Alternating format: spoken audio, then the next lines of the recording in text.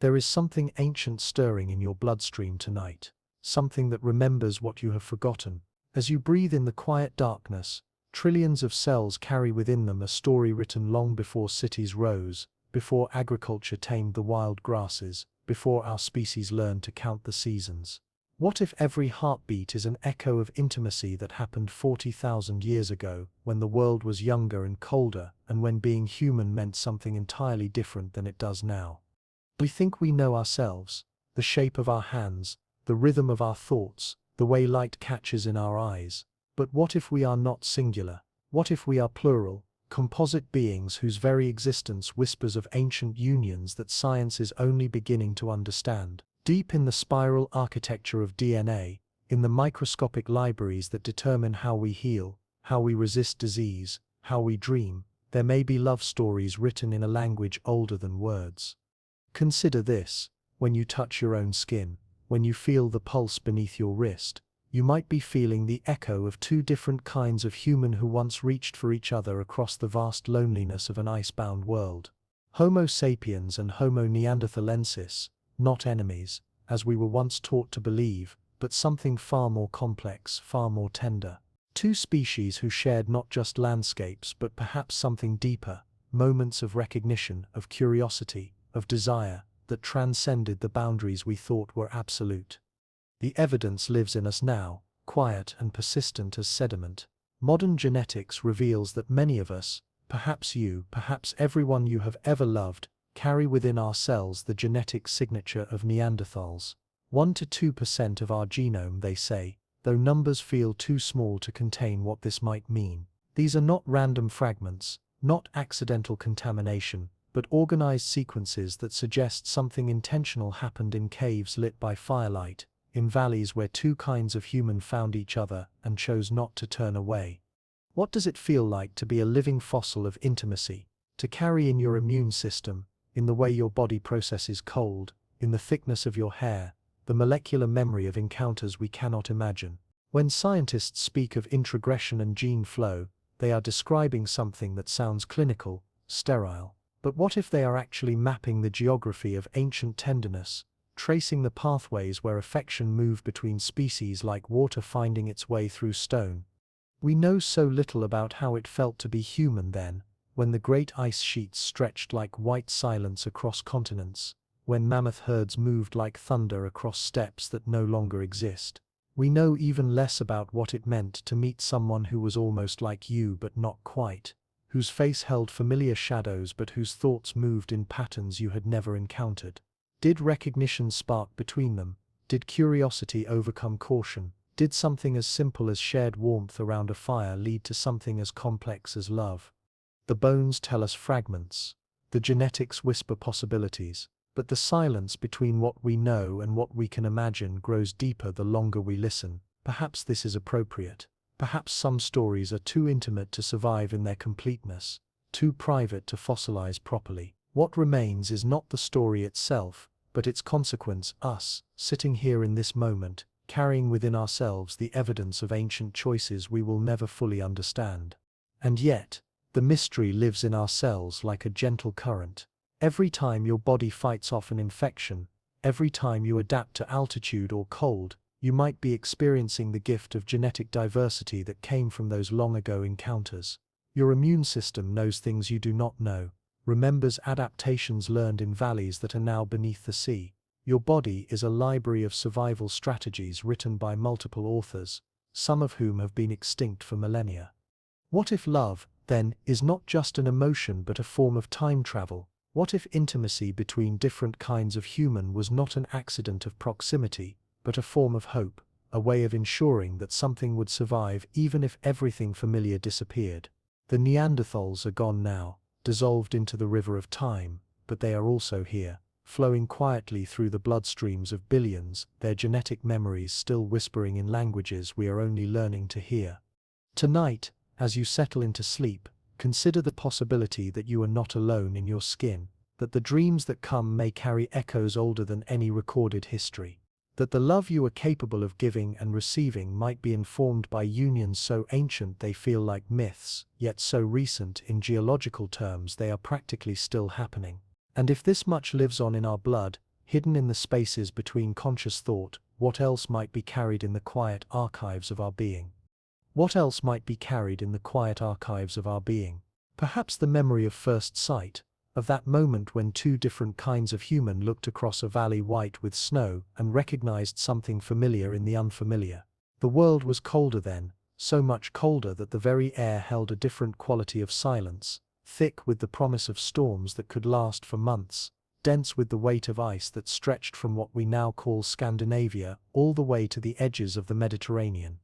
In this landscape of survival, where every decision meant the difference between another day and becoming food for the wolves that followed the great herds, two species of human found each other, not in the dramatic clash we might imagine from movies, not in the thunder of warfare or the screaming chaos of territorial dispute, but in something quieter, more tentative, more achingly human. Picture it, the slow approach across a meadow where mammoth bones lay scattered like fallen trees, the careful distance maintained, the eyes that watched and measured and wondered. The Neanderthals had been walking these frozen paths for hundreds of thousands of years, their bodies adapted to cold in ways that seem almost impossible now, barrel chests that could process the thin oxygen of glacial air, thick bones that could withstand the constant stress of hunting megafauna with nothing but stone-tipped spears, brains actually larger than our own, evolved for a world that demanded different kinds of intelligence. They knew where to find flint in the deepest winter,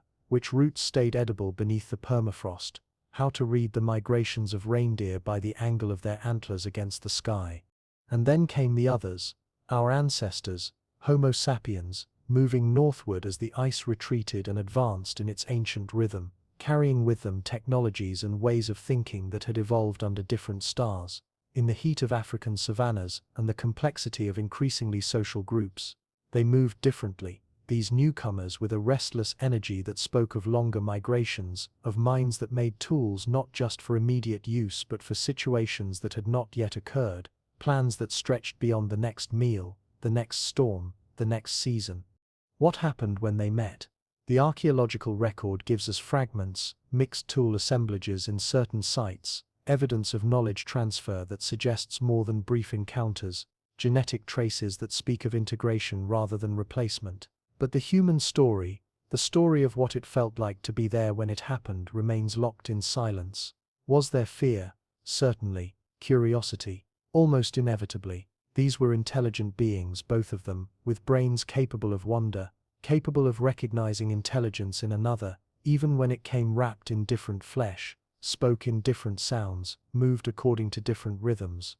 Perhaps the first meetings were wordless conversations conducted in gesture and patience, the slow building of trust that happens between any two creatures who must decide whether the other represents opportunity or threat. Maybe they met at water sources during the brief summers, when both groups would range farther from their winter shelters, following the same herds, seeking the same seasonal abundance of berries and roots and the small quick animals that emerged when the ice pulled back.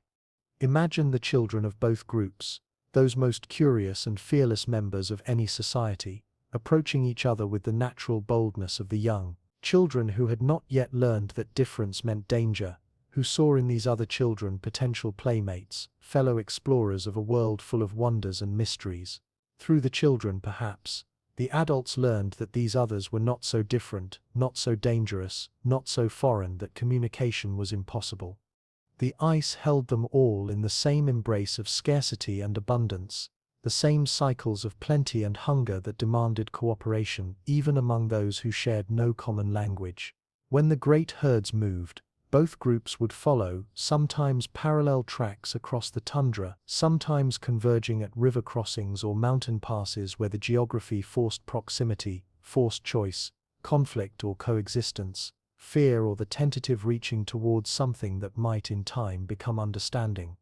And in that understanding, in the quiet spaces between suspicion and acceptance, something else became possible. Not just the sharing of resources or the temporary alliance against larger predators, but the recognition that perhaps these others too knew loneliness, knew the ache of cold nights and the longing for warmth that went deeper than the need for heat. Perhaps they too understood what it meant to look up at the stars and feel small, to listen to the wind and hear in it something like music, to touch another's hand and feel the electric surprise of connection across the void that separates all consciousness from all other consciousness. In those moments of recognition, when two kinds of humans saw themselves reflected in each other's eyes, what became possible? What became possible lives now in the bones we find scattered across the limestone floors of European caves, in the patient accumulation of dust that holds secrets chemistry can finally read. The story is written in isotopes and amino acid sequences, in the slow decay of organic matter that somehow miraculously preserves enough information for us to piece together fragments of lives lived 40,000 years ago. These are not dramatic testimonies, these chemical signatures hidden in ancient bone, but they whisper of something profound. The boundaries between species are not always walls but sometimes doors. In the caves of Germany, France, Spain, Croatia, we find them, the remains of those who lived when the world was different, when ice was the dominant fact of European existence, when being human meant something both simpler and more complex than it means now. The bones tell us about diet, about disease, about the physical stresses of lives lived at the very edge of survival. But they also tell us something else, something that emerges only when we look closely at the genetic material preserved in the ancient collagen, the mitochondrial DNA that survived the millennia, like messages in bottles thrown into the ocean of time. The first surprise was that Neanderthal DNA could be recovered at all. Genetic material is fragile, organic, subject to the same forces of entropy that reduce all complex structures to simpler ones given enough time. That any genetic information survived the 40,000 years since the last Neanderthals walked the earth seems almost miraculous. A victory of careful preservation over the relentless forces that turn everything, eventually to dust. But survive it did, in fragments and pieces, enough to reconstruct entire genomes, enough to compare them with our own, enough to reveal the astonishing truth. These were not distant cousins but intimate relatives whose genetic legacy flows through millions of us today. The numbers themselves tell a story. 1 to 2% of the genome in people of European and Asian descent carries Neanderthal sequences, not random sequences, but specific ones that cluster around immune function, skin and hair characteristics, metabolism, even aspects of brain development. These are not the scattered debris of occasional contact, but the organized inheritance of regular genetic exchange, the kind that happens only when populations interact, not just occasionally, but consistently, intimately, over long periods of time. But what does it mean to carry someone else's genetic material? When we think of inheritance, we usually think of it in simple terms. Your mother's eyes, your father's hands, the way certain gestures or expressions move through family lines like water following familiar channels. The Neanderthal inheritance is something different, more ancient and more subtle. It lives in the way your immune system responds to certain viruses, in the efficiency with which your body processes vitamin D in low-light conditions, in the thickness of your hair and the way your skin reacts to sun and cold. Some of these inherited traits make perfect sense as adaptations to the European climate of the Ice Age. Neanderthals had been living in glacial conditions for hundreds of thousands of years, their bodies fine-tuned by natural selection for survival in a world where summer was brief and winter could kill. Their robust build, their large lung capacity, their efficient metabolism, these were not just aesthetic differences, but survival technologies honed by millennia of evolutionary pressure. When Homo sapiens moved into Europe and encountered these master survivors, the genetic exchange that followed was not just romantic or social but practical, a way of acquiring literally overnight in evolutionary terms, adaptations that might otherwise have taken tens of thousands of years to develop. Yet the story is more complex than simple adaptation would suggest. Some Neanderthal genetic sequences appear to confer disadvantages in modern contexts, increased risk for certain diseases, metabolic inefficiencies that made sense in an Ice Age world but cause problems in our world of abundant food and reduced physical demands. This suggests that the genetic exchange was not a calculated merger of beneficial traits, but something more random, more driven by proximity and opportunity than by strategic advantage. The bones also preserve evidence of care, of attention to those who were injured or ill. Neanderthal skeletons show signs of healed fractures, of survival through injuries that would have been fatal without community support. of lives extended beyond individual usefulness through the compassion of others. This capacity for care, for seeing value in life beyond its immediate survival utility, speaks to emotional sophistication, to the kinds of bonds that make intimacy possible across any boundary. And then there are the children, the skeletal remains of those who were born of both worlds, who carried in their bones the literal fusion of two kinds of human. These rare fossils, found in sites scattered across Europe and Asia, represent perhaps the most direct evidence we have of intimate contact between species. They are children whose existence required not just proximity but acceptance, care, the kind of community support needed to raise young in a world where resources were scarce and survival was never guaranteed. What did it feel like to be such a child, to carry in your body the meeting point of two different streams of human evolution? Did they feel the difference in themselves, in the way their thoughts moved or their bodies responded to cold? Or were they simply human in the way all children are human, curious, playful, focused on the immediate wonders of the world rather than the vast implications of their genetic heritage? Their bones cannot tell us this, but they remind us that behind every statistical analysis of ancient DNA, behind every percentage of genetic inheritance, there were real people living real lives, loving and being loved in ways that left traces we are still learning to read.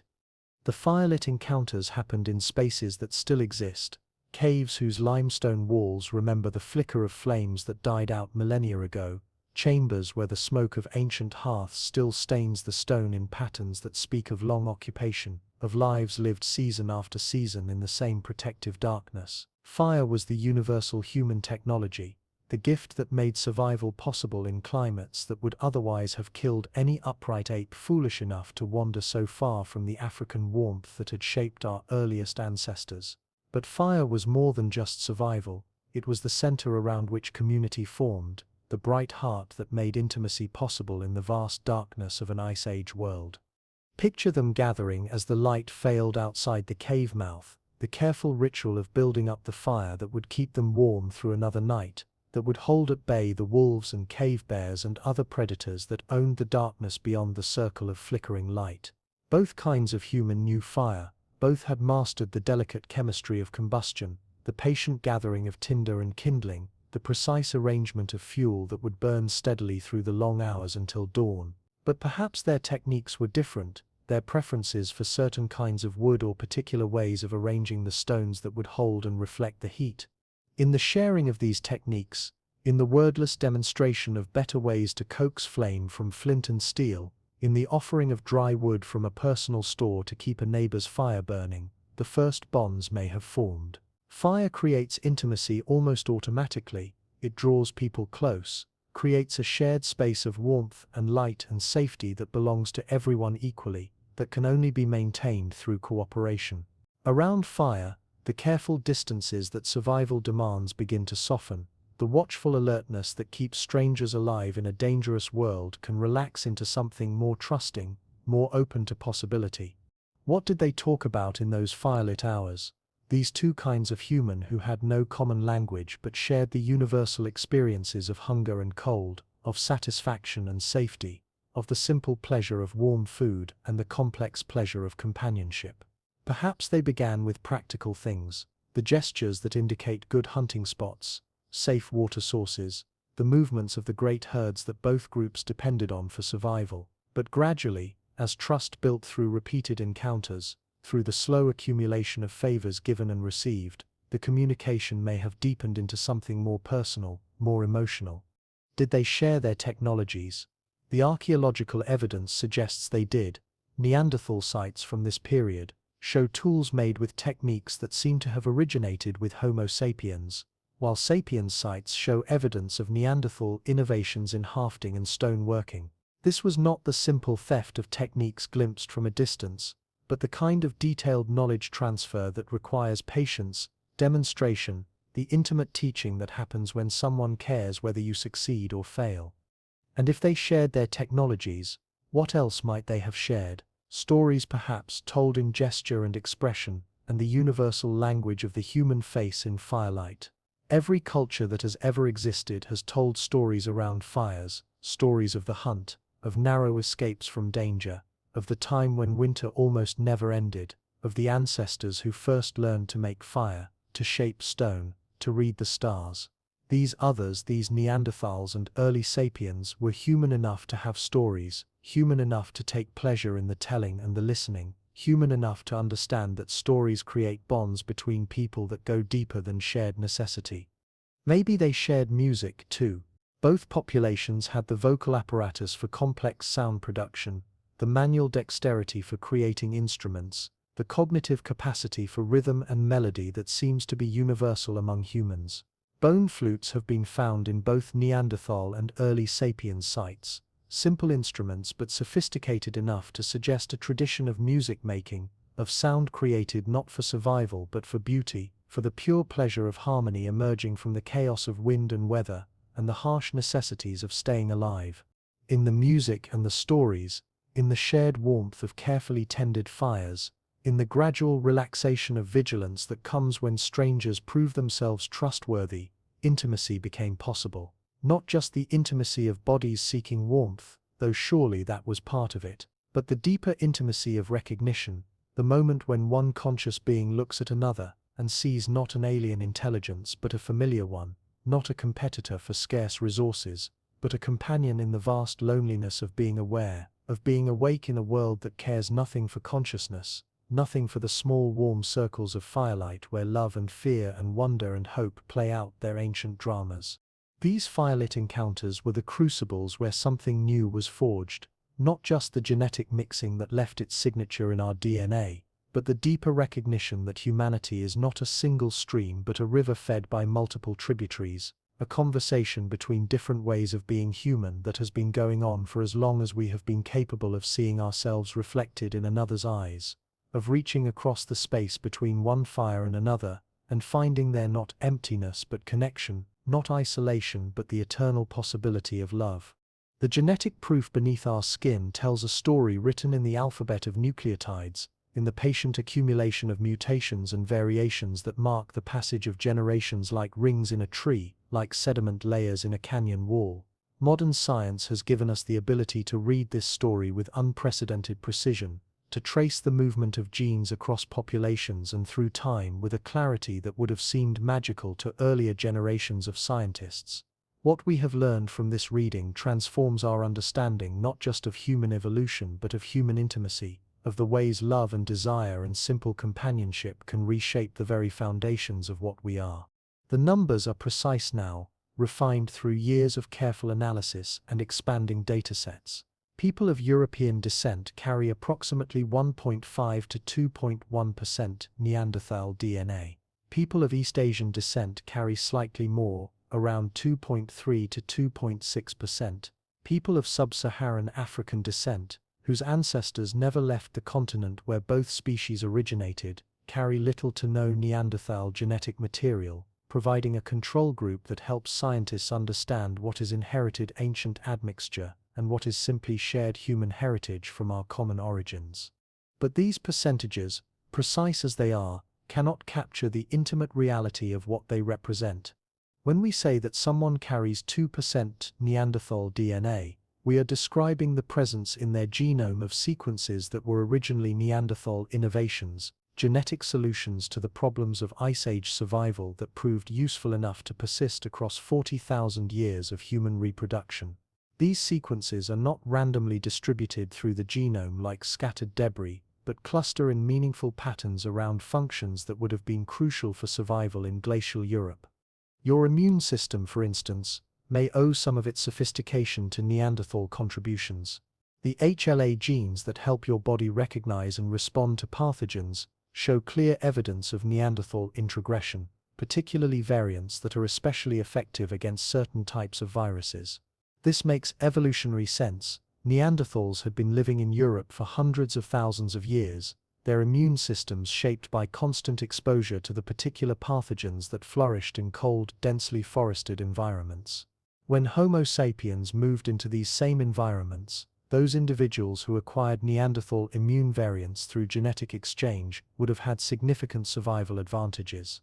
The way your body processes cold may also carry echoes of ancient intimacy. Genes involved in metabolism, in the production and distribution of body heat, in the efficiency of oxygen utilization at high altitudes. These show Neanderthal signatures in many modern populations. If you can comfortably tolerate cold temperatures that leave others shivering, if your body efficiently maintains core temperature in conditions that would stress someone whose ancestry is entirely African, you may be experiencing the gift of genetic adaptation acquired through encounters that happened when ice covered most of northern Europe.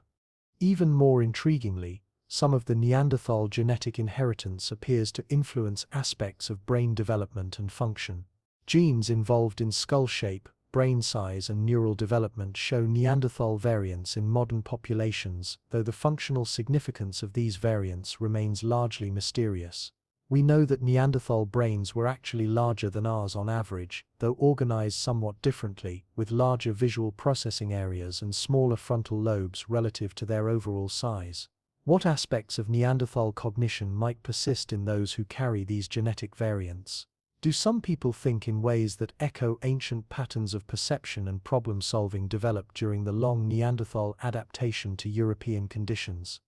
The genetics also reveal the timeline and geography of ancient encounters with unprecedented precision. The patterns of Neanderthal genetic inheritance suggest that the major period of genetic exchange occurred roughly 50,000 to 60,000 years ago, as early Homo sapiens populations spread out of Africa and into Europe and Asia. But the story is not simple. There appear to have been multiple episodes of contact, multiple opportunities for genetic exchange spread across thousands of years and vast geographic regions. Some of the most fascinating insights come from studying the length of Neanderthal genetic sequences in modern genomes. When two populations first interbreed, the genetic contributions from each population exist in long continuous blocks. Over time, these blocks are broken up through the normal processes of genetic recombination that occur during reproduction, so that the length of inherited sequences provides a kind of molecular clock, a way of estimating how many generations have passed since the original genetic exchange. The analysis of these sequence lengths suggests that Neanderthal genetic material has been circulating in Homo sapiens populations for roughly 2,000 to 2,500 generations, consistent with genetic exchange beginning around 50,000 to 60,000 years ago. But genetics reveals more than just the timing and frequency of ancient encounters, it also provides evidence of their emotional and social context. For genetic exchange to leave the kind of lasting signature we see in modern genomes, the encounters between Neanderthals and Homo sapiens could not have been brief or violent or purely opportunistic. The patterns require sustained contact, repeated genetic exchange, the integration of hybrid individuals into breeding populations in ways that ensured their genetic contributions would be preserved and passed on to future generations.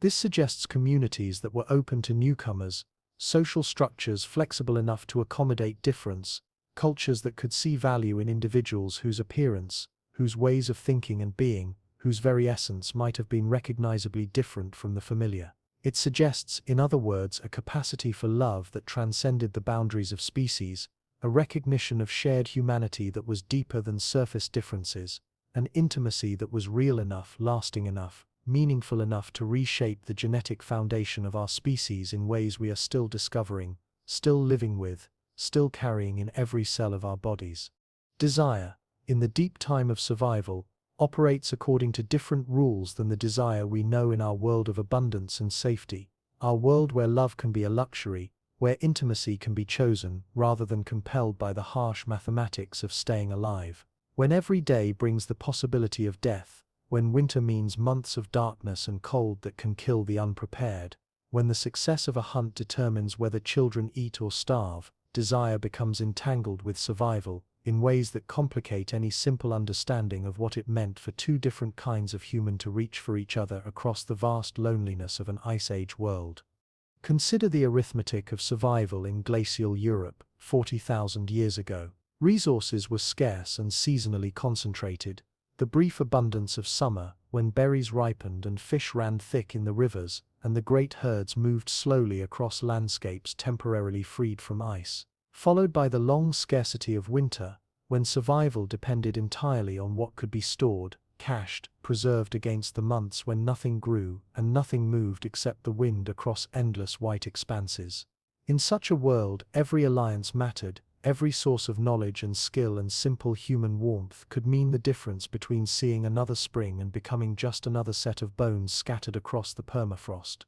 Was desire, then, simply a strategy, a way of cementing alliances that served survival more than sentiment? The cynical interpretation suggests that intimacy between Neanderthals and Homo sapiens was purely practical, the calculated exchange of genetic material that brought immediate benefits in the form of hybrid vigor, expanded knowledge bases, larger cooperative groups better able to defend resources and survive disasters. From this perspective, love was just another survival technology, as practical and purposeful as the stone tools both populations used to process meat and marrow from the bones of mammoth and reindeer.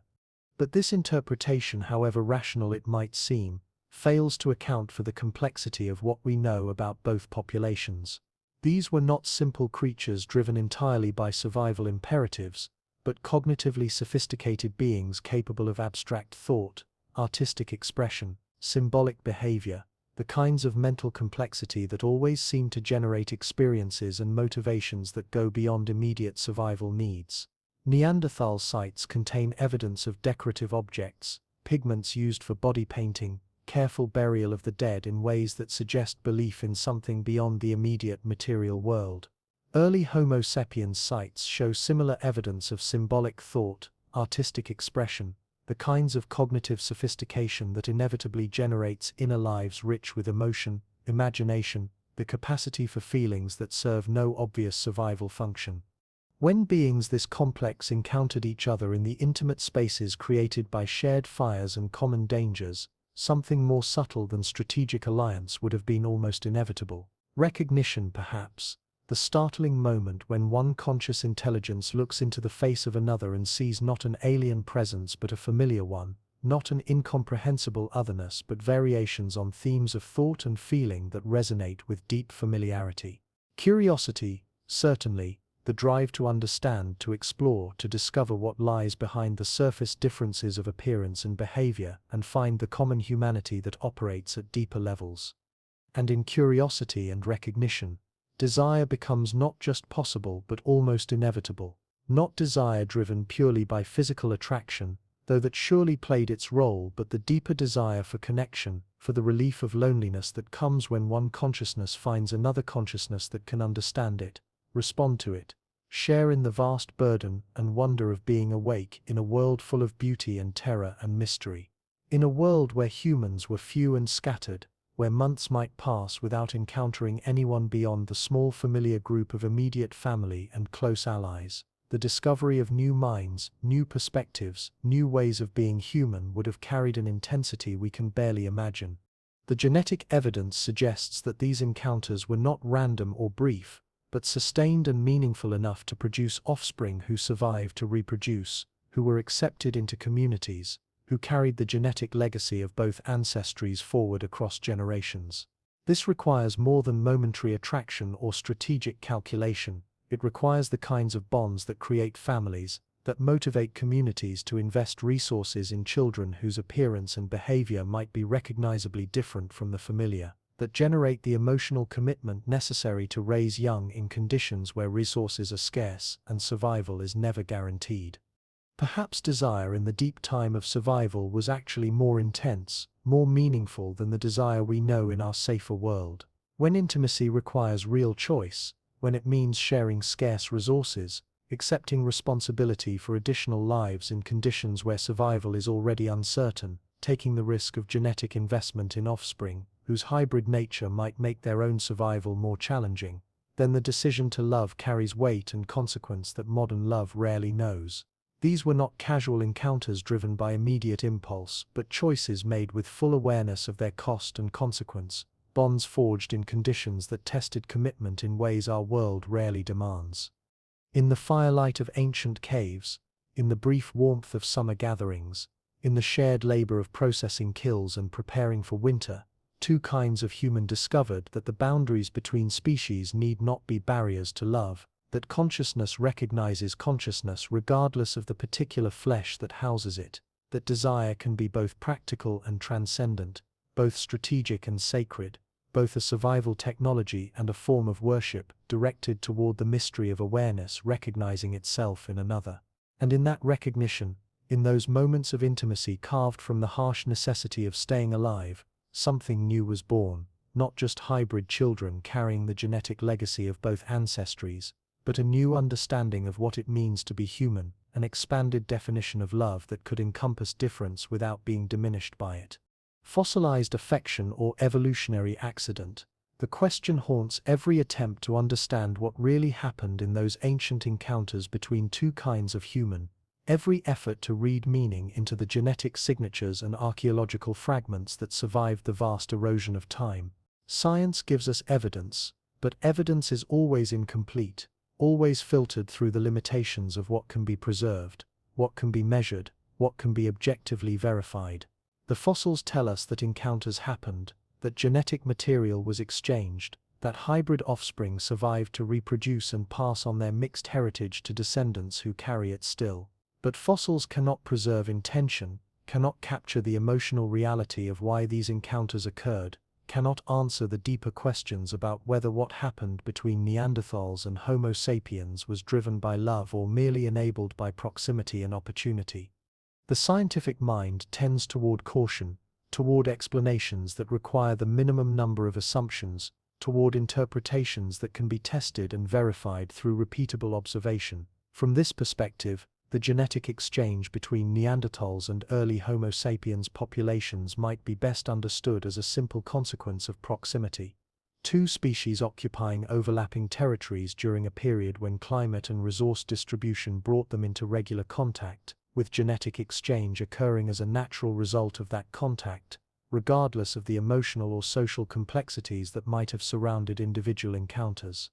This interpretation has the virtue of simplicity and the weight of precedent. Genetic exchange between closely related species is common in the natural world, often requiring nothing more than overlapping ranges and occasional opportunities for interbreeding. Lions and tigers produce viable offspring when given the opportunity, as do wolves and dogs, horses and donkeys, numerous species of ducks and geese and other waterfowl. In most cases, such hybridization appears to be purely opportunistic, driven by availability rather than preference, generating offspring that carry genetic material from both parent species, without necessarily implying any particular emotional or social significance to the original encounters. But the comparison with other species may not be entirely appropriate when applied to encounters between different populations of humans. Both Neanderthals and early Homo sapiens were cognitively sophisticated beings with complex social structures, rich inner lives, the capacity for abstract thought and symbolic behavior,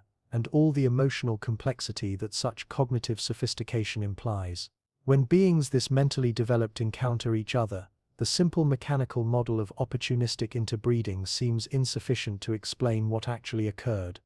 The genetic evidence itself suggests that the encounters were not random or merely opportunistic, but sustained and socially integrated in ways that simple proximity models would not predict. For Neanderthal genetic material to persist in modern human populations at the levels we observe, hybrid offspring of Neanderthal sapiens encounters must not only have survived to reproductive age, itself a significant achievement in Ice Age Europe, but must have been integrated into breeding populations in ways that ensured their genetic contributions would be preserved and passed on across generations. This level of integration suggests communities that were open to hybrid individuals, social structures capable of accepting and supporting children whose appearance and behavior might have been recognizably different from the familiar, cultures sophisticated enough to see value in diversity rather than viewing it as threat. Such openness to difference, such capacity for integration across species boundaries, implies levels of social and emotional sophistication that go well beyond the simple mechanical processes of opportunistic hybridization. The archaeological evidence adds another layer of complexity to the interpretation. Sites from the period of Neanderthal sapiens contact show evidence of technology transfer, cultural exchange, shared innovations in tool-making and hunting strategies and symbolic expression. This was not the kind of brief, superficial contact that might produce occasional hybrid offspring through purely opportunistic encounters, but sustained interaction across multiple domains of life, the kind of deep cultural exchange that requires ongoing communication, mutual respect, shared investment in common projects and goals. Such cultural exchange is difficult to explain without invoking some degree of genuine affection, or at least mutual appreciation and recognition of value in the other. Humans share their most sophisticated technologies and cultural innovations not with casual acquaintances or temporary allies, but with those they trust, those they value, those they expect to maintain relationships with over extended periods. The evidence of sustained cultural exchange between Neanderthals and early Homo sapiens suggests relationships that went well beyond opportunistic encounters, relationships characterized by ongoing mutual investment and shared commitment to common enterprises. And yet, the silence of the archaeological record on matters of emotion and intention leaves room for doubt, for alternative explanations that require fewer assumptions about the inner lives of ancient humans. Perhaps what we interpret as evidence of affection and mutual appreciation was simply the result of practical necessity, two populations finding themselves in competition for the same resources and territories, developing cooperative strategies that allowed both to survive in conditions where conflict might have meant extinction for all involved. The truth, like most truth involving human motivation and emotion, is probably more complex than either extreme interpretation allows. What happened between Neanderthals and early Homo sapiens was likely neither pure accident nor pure affection, but something more nuanced, more human in its complexity and contradiction. There were probably encounters driven by nothing more than opportunity and proximity, brief matings that produced offspring whose hybrid nature was incidental rather than intentional. But there were probably also encounters characterized by genuine curiosity, mutual attraction, recognition of shared humanity across species boundaries, the kinds of emotional connections that create lasting bonds and generate the social support necessary for hybrid offspring to survive and thrive.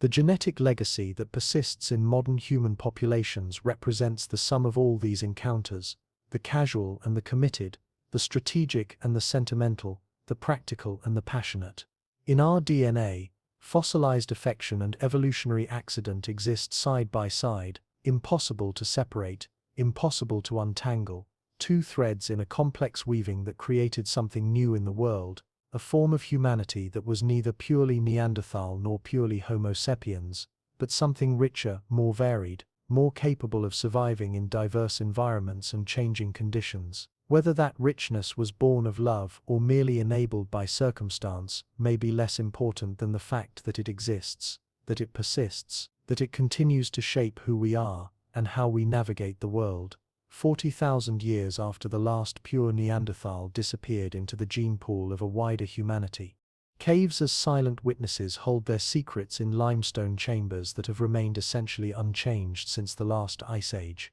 Spaces where time moves differently than it does in the outside world, where the constant temperature and humidity create conditions that can preserve organic material for tens of thousands of years, where the bones and artifacts and ash layers of ancient human occupation wait with infinite patience for someone to read the stories they contain. These underground galleries served as more than simple shelters for our ancestors. They were the domestic spaces where daily life unfolded during the harsh months of winter, the protected environments where children learned the skills necessary for survival, the intimate chambers where families gathered around fires and shared food and stories, and the complex emotional bonds that make human communities possible. In the famous cave sites of Europe, Lascaux and Chauvet in France, Altamira in Spain, the Swabian caves of Germany, archaeologists have uncovered evidence of human occupation spanning thousands of years, sometimes with clear evidence of both Neanderthal and early Homo sapiens use, often in overlapping sequences that suggest these underground spaces served as meeting grounds, neutral territories where different populations could encounter each other in safety, protected from both weather and the large predators that made surface camping dangerous during the long nights of glacial winter. The physical evidence preserved in these caves tells stories that would be impossible to recover from open-air sites, where wind and weather and the constant cycles of freezing and thawing destroy organic material and scatter artifacts beyond recognition. In the protected environment of deep limestone chambers, archaeologists find hearths with their original ash still in place, tool assemblages that show the complete range of activities that occurred in these spaces, bone fragments that preserve not just the evidence of what was eaten, but traces of how it was prepared, shared, consumed in the communal rituals that bond human groups together. But perhaps most remarkably, the caves preserve evidence of symbolic behavior, of activities that served no obvious survival function, but spoke to the deep human need for meaning, beauty, connection with forces larger than immediate necessity. The cave paintings of Lascaux and Chauvet represent some of the earliest known human art, images of animals and human figures created not for practical instruction or utilitarian record-keeping, but for reasons we can only speculate about: aesthetic pleasure, perhaps, or spiritual expression, or the simple human joy in creating something beautiful that will outlast the brief span of an individual life. These images were created in the deepest parts of the caves, far from the hearths and tool-working areas where practical activities occurred, in chambers that would have required careful planning and considerable investment of resources to reach and illuminate. Creating art in such locations was not a casual activity, but a deliberate choice, a decision to venture into dangerous, difficult spaces for reasons that went beyond immediate survival needs. The paintings were made by people who valued beauty enough to risk their lives for it, who found meaning in the act of creation that was worth the considerable effort and expense required. When we consider that both Neanderthals and early Homo sapiens used these same cave systems, often in overlapping time periods, the paintings take on additional significance as possible evidence of shared cultural activities, collaborative artistic expression, the kinds of creative partnerships that speak to deep mutual recognition and appreciation. Some cave art shows clear evidence of multiple episodes of creation, layers of images added over extended periods by different artists working in the same spaces, building on each other's work in ways that suggest ongoing cultural traditions shared across different populations. The intimate scale of cave spaces would have made privacy difficult and communal activities almost inevitable. Unlike open-air campsites where different families or groups could maintain considerable distances from each other, cave occupation required close proximity, shared resources, coordinated use of limited space. In such conditions, the boundaries between different populations would have been difficult to maintain, creating opportunities for the kinds of extended interaction that generate mutual understanding, shared cultural practices, and eventually the personal bonds that make intermarriage possible.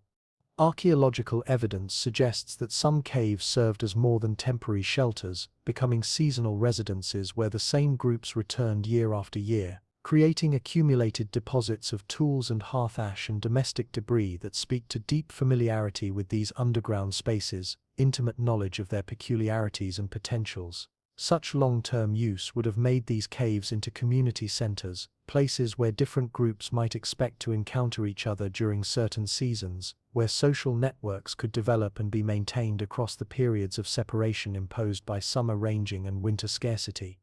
The caves also preserve evidence of care for the dead that suggests sophisticated emotional and spiritual relationships extending across species boundaries. Some Neanderthal burial sites show evidence of grave goods, careful positioning of bodies, treatment of the dead that implies belief in continuation beyond physical death. Early Homo sapiens sites show similar practices, often in the same general regions, sometimes using the same cave systems for both habitation and burial. The overlap suggests shared beliefs about death and continuation, common spiritual frameworks that could serve as bridges between different populations, foundations for the kinds of mutual understanding that make intimate relationships possible.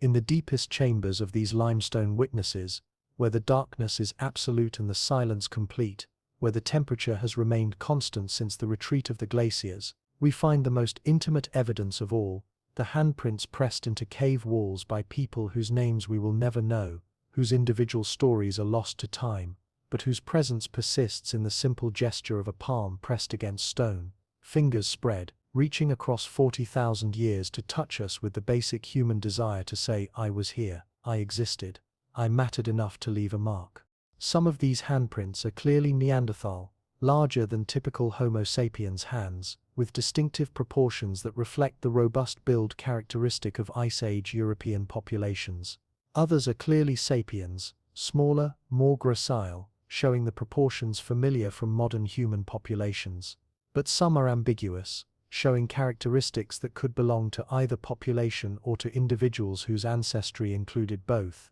Hybrid people whose handprints represent the literal meeting of two evolutionary streams in the gesture of a single person reaching toward permanence, toward the basic human hope that something of us will survive the brief flame of individual consciousness. In those cave chambers where handprints of different human species overlay and interweave on the same stone surfaces, we find perhaps the most intimate evidence we possess of love that transcended the boundaries of species, affection that created families, communities, futures that included children who belonged fully to neither ancestral population but created something new, something that persists still in the genetic heritage we carry, in the capacity for love that recognizes consciousness wherever it appears, regardless of the particular form it happens to inhabit. Entropy, extinction, and embrace. Three forces that shaped the final chapters of the Neanderthal story, three currents that converged in the last refugia, where our closest evolutionary cousins made their final stand against the relentless mathematics of diminishing populations, changing climates, and the expanding presence of Homo sapiens across landscapes that had been Neanderthal territory for hundreds of thousands of years. The story of how a species disappears is always a story about entropy, about the tendency of complex systems to break down, to lose organization, to dissolve back into the simpler components from which they arose. But the Neanderthal extinction was different from most species extinctions. It was not a simple collapse into oblivion, but a transformation, a dissolution that was also emerging, a death that was simultaneously a form of immortality. The final Neanderthal populations clung to existence in the mountainous regions of southern Europe, the Pyrenees, the southern coast of Spain, isolated pockets in Italy and the Balkans where the geography provided some protection from the changing conditions that were making life increasingly difficult for a species adapted to the stable cold of glacial Europe. Climate change was reshaping the continent, warming temperatures melting the great ice sheets, transforming the open steppes where mammoths and woolly rhinoceros had grazed into dense forests where different kinds of animals lived according to different rules, requiring different hunting strategies, different survival technologies. For a species whose entire evolutionary history had been shaped by Ice Age conditions, these changes represented a catastrophic challenge. Neanderthal bodies were adapted for cold, their robust build, large lung capacity, efficient metabolism were all evolutionary solutions to the problem of surviving in glacial environments. Their hunting techniques were designed for the large, slow-moving megafauna that thrived in cold steppes but could not adapt to warming forest conditions. Their entire cultural toolkit, refined over hundreds of thousands of years, was becoming obsolete as the world transformed around them faster than biological or cultural adaptation could match. At the same time, Homo sapiens populations were expanding across Europe, bringing with them technologies and social strategies that were better suited to the new conditions. These newcomers were more adaptable, more capable of rapid cultural innovation, better able to develop new hunting techniques and tool technologies as environmental conditions changed. They were also more numerous, organized into larger social groups that could better compete for resources, better defend territories, better survive the kinds of disasters that could devastate smaller, more isolated populations.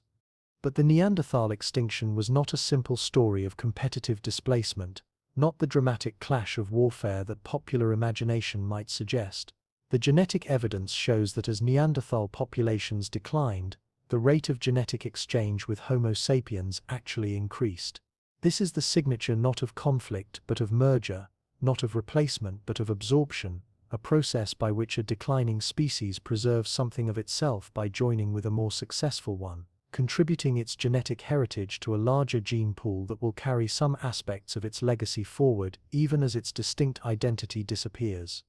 In the final refugia, as Neanderthal communities became smaller and more isolated, as the demographic pressures of population decline made maintaining separate cultural identities increasingly difficult, the boundaries between species may have become increasingly permeable. Small, struggling groups would have had powerful incentives to accept new members regardless of their ancestry, to form alliances with any available partners, to prioritize survival over the maintenance of genetic or cultural purity. In such circumstances, love becomes not just possible, but strategically essential, a way of building the larger communities necessary for survival in increasingly challenging conditions. The archaeological record from the latest Neanderthal sites shows evidence of cultural mixing, of technologies and practices that seem to blend traditions from both populations, of innovation and adaptation that suggests desperate creativity in the face of existential threat. These were not populations clinging rigidly to ancient traditions, but communities willing to adopt new strategies, new technologies, new ways of being human if they offered any chance of survival. Such flexibility, such openness to change and merger creates conditions where genetic and cultural exchange becomes not just possible but inevitable. Perhaps the final Neanderthal generations understood, in some unconscious way, that their survival lay not in maintaining separation, but in joining something larger than themselves. Perhaps the choice to embrace rather than resist, to merge rather than fight, to contribute their genetic heritage to the expanding Homo sapiens population represented a form of species-level wisdom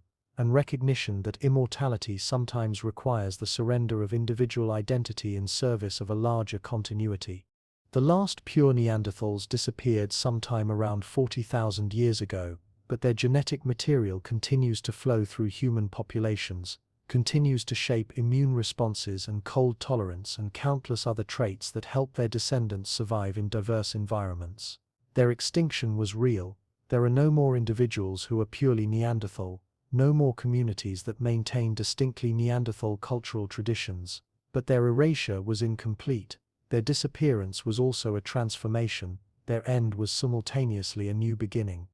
In the final refugia, where the last Neanderthals lived and loved and chose to merge their fate with that of another human species, entropy and embrace worked together to create something that was neither pure Neanderthal nor pure Homo sapiens, but a hybrid humanity that combined the genetic heritage of both ancestries in proportions that have proven remarkably stable across the 40,000 years since the merger occurred. The Neanderthals are extinct, but they are also eternal, gone but still present, dissolved into the larger current of human existence like salt dissolved into the ocean, no longer visible as separate entities but still there, still contributing their essential qualities to the whole, still shaping the taste and chemistry of everything they touch.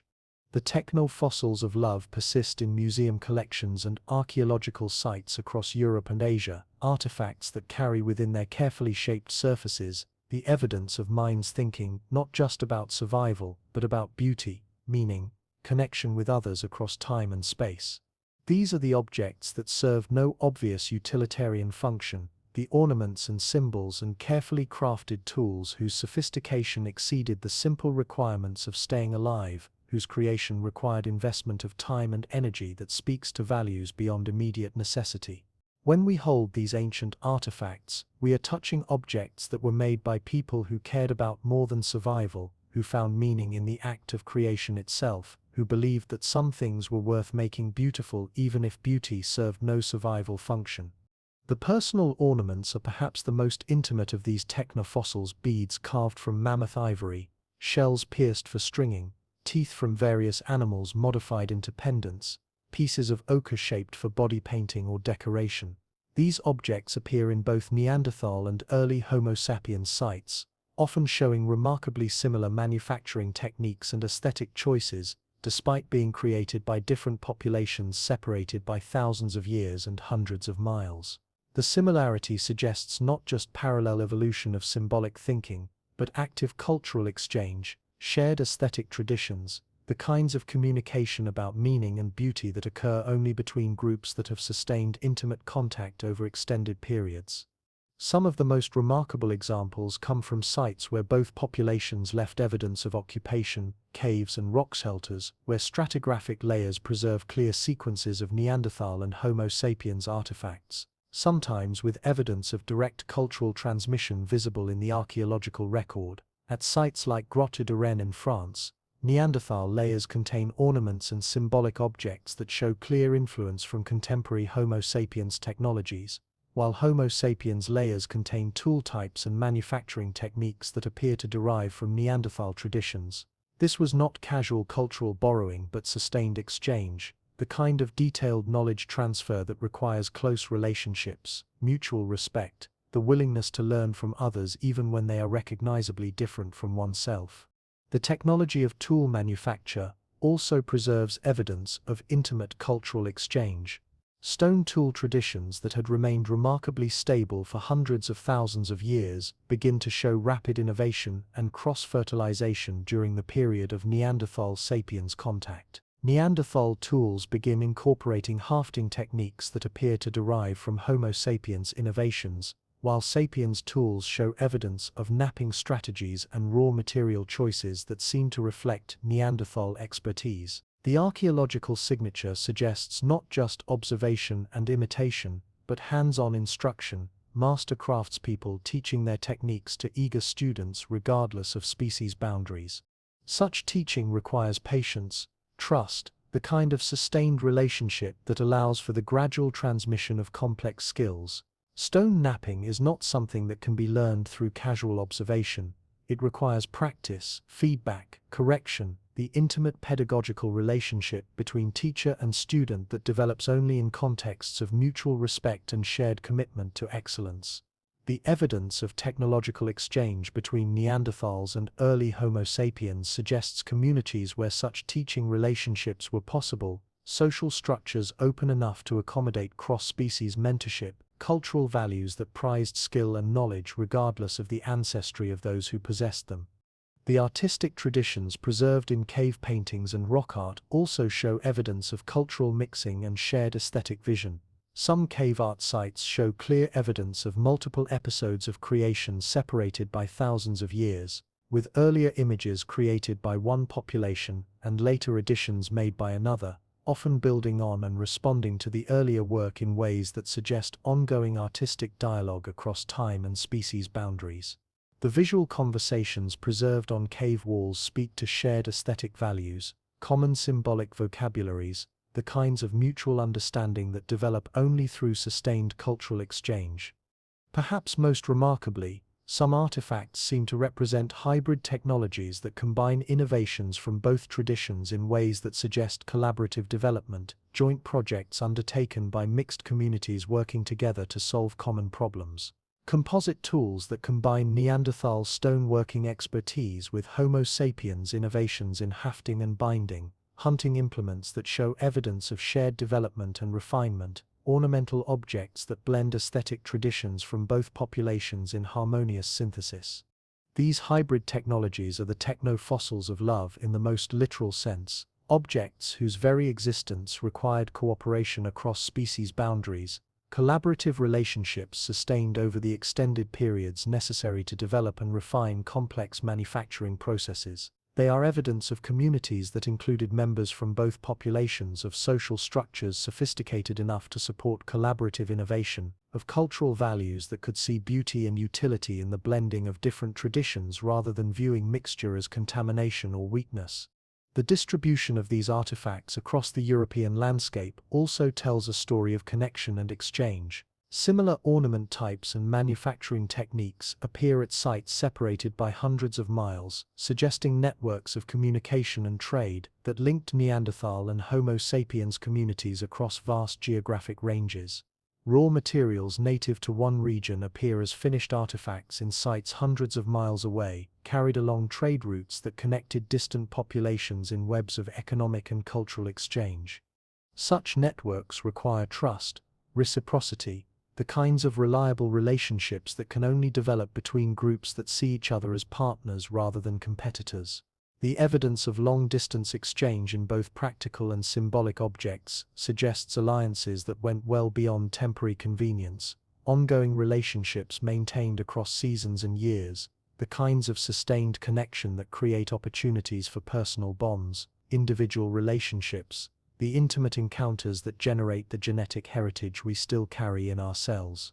In museum cases around the world, these techno-fossils wait with infinite patience for us to recognize what they represent, not just the material culture of extinct populations, but the physical evidence of love that crossed species boundaries, affection that found expression in shared creation, intimacy that left its signature in objects beautiful enough to preserve, meaningful enough to carry, precious enough to pass down across generations as heirlooms of a hybrid humanity. that was neither purely one thing nor purely another, but something richer, more complex, more capable of surviving in a changing world than either ancestral population could have been alone. Planetary memory in our genes operates according to principles we are only beginning to understand: information storage systems that preserve the history of life on Earth in molecular archives more durable and comprehensive than any human-made library, more detailed and accurate than any written record. Every strand of DNA is a form of planetary memory,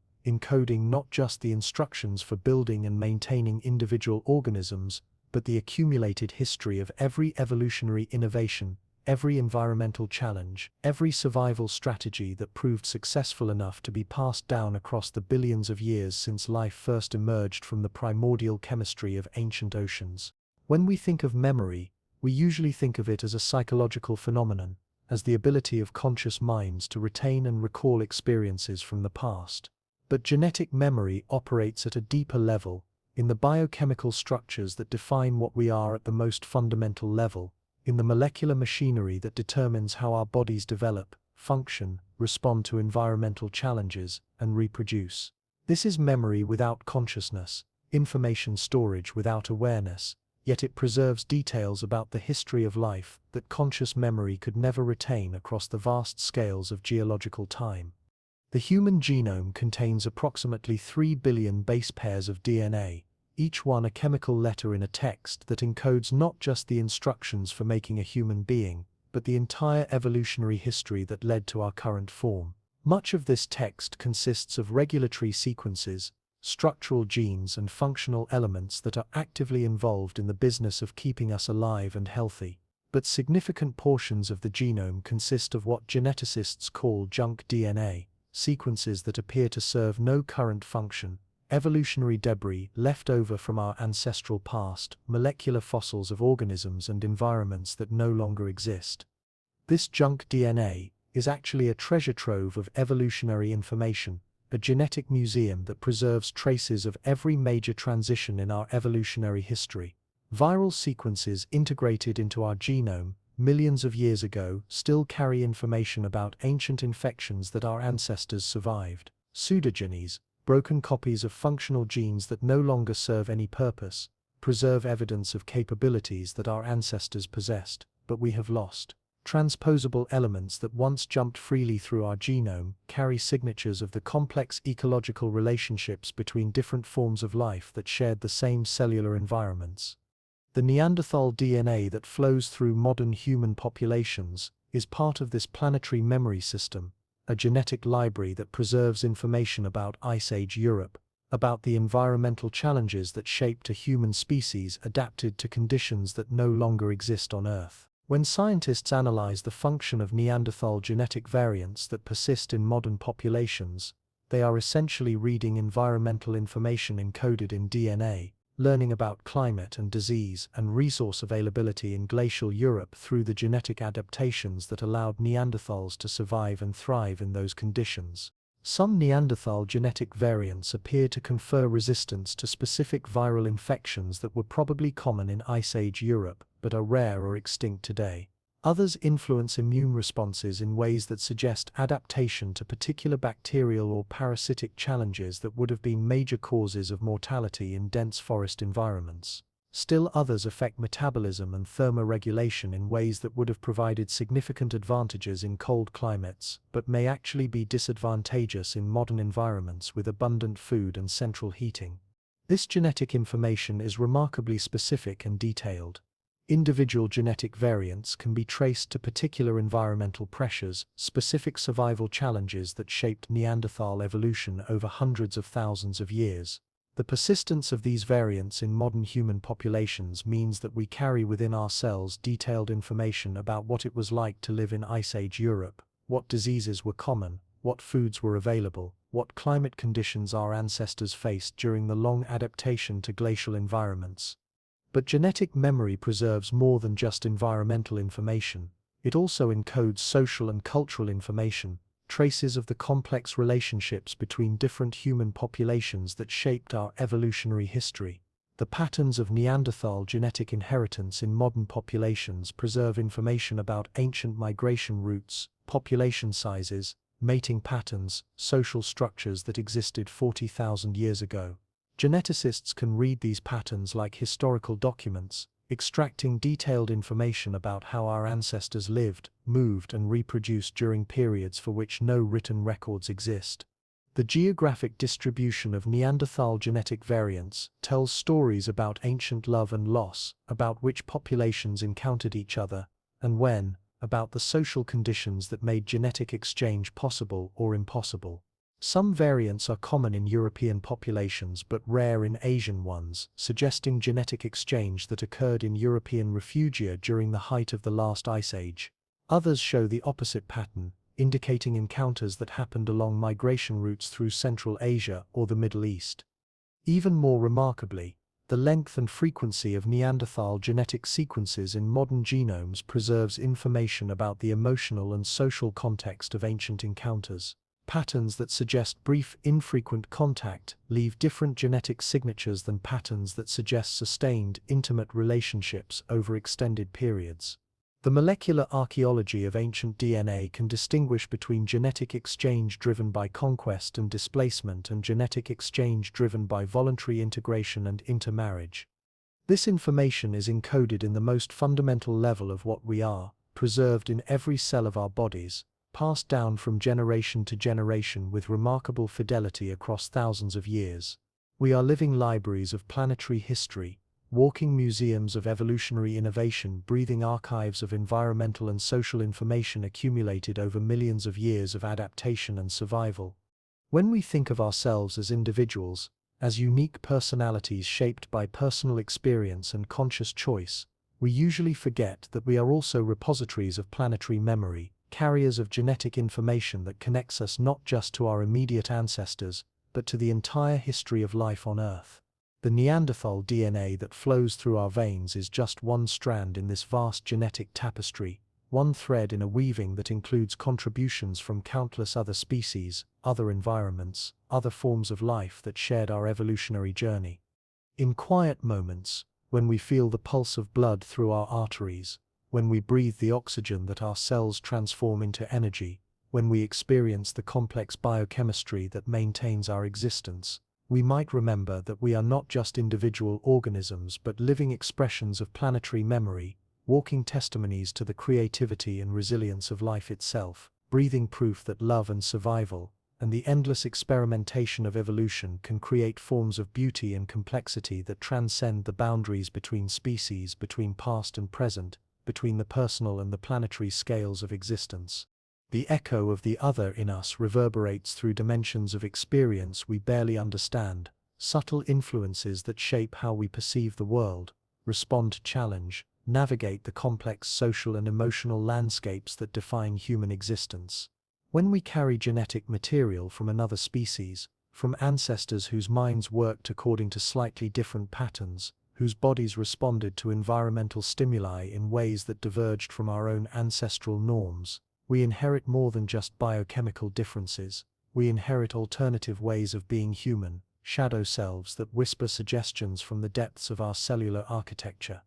Consider the strangeness of carrying within yourself the genetic heritage of beings who disappeared 40,000 years ago, whose last pure representatives died out before agriculture, before written language, before any of the cultural innovations that define what we think of as human civilization. Yet their influence persists in ways both obvious and subtle, in immune responses that remember Ice Age pathogens, in metabolic efficiencies calibrated for glacial winters, in neural development patterns that may shape how we process information, form memories, experience emotion. Some of these influences are measurable, quantifiable through the precise tools of modern genetics and biochemistry. We can identify specific Neanderthal genetic variants that affect skin pigmentation, hair texture, susceptibility to certain diseases, efficiency of vitamin D synthesis in low-light conditions. We can trace the molecular pathways through which ancient genetic innovations continue to influence modern physiology,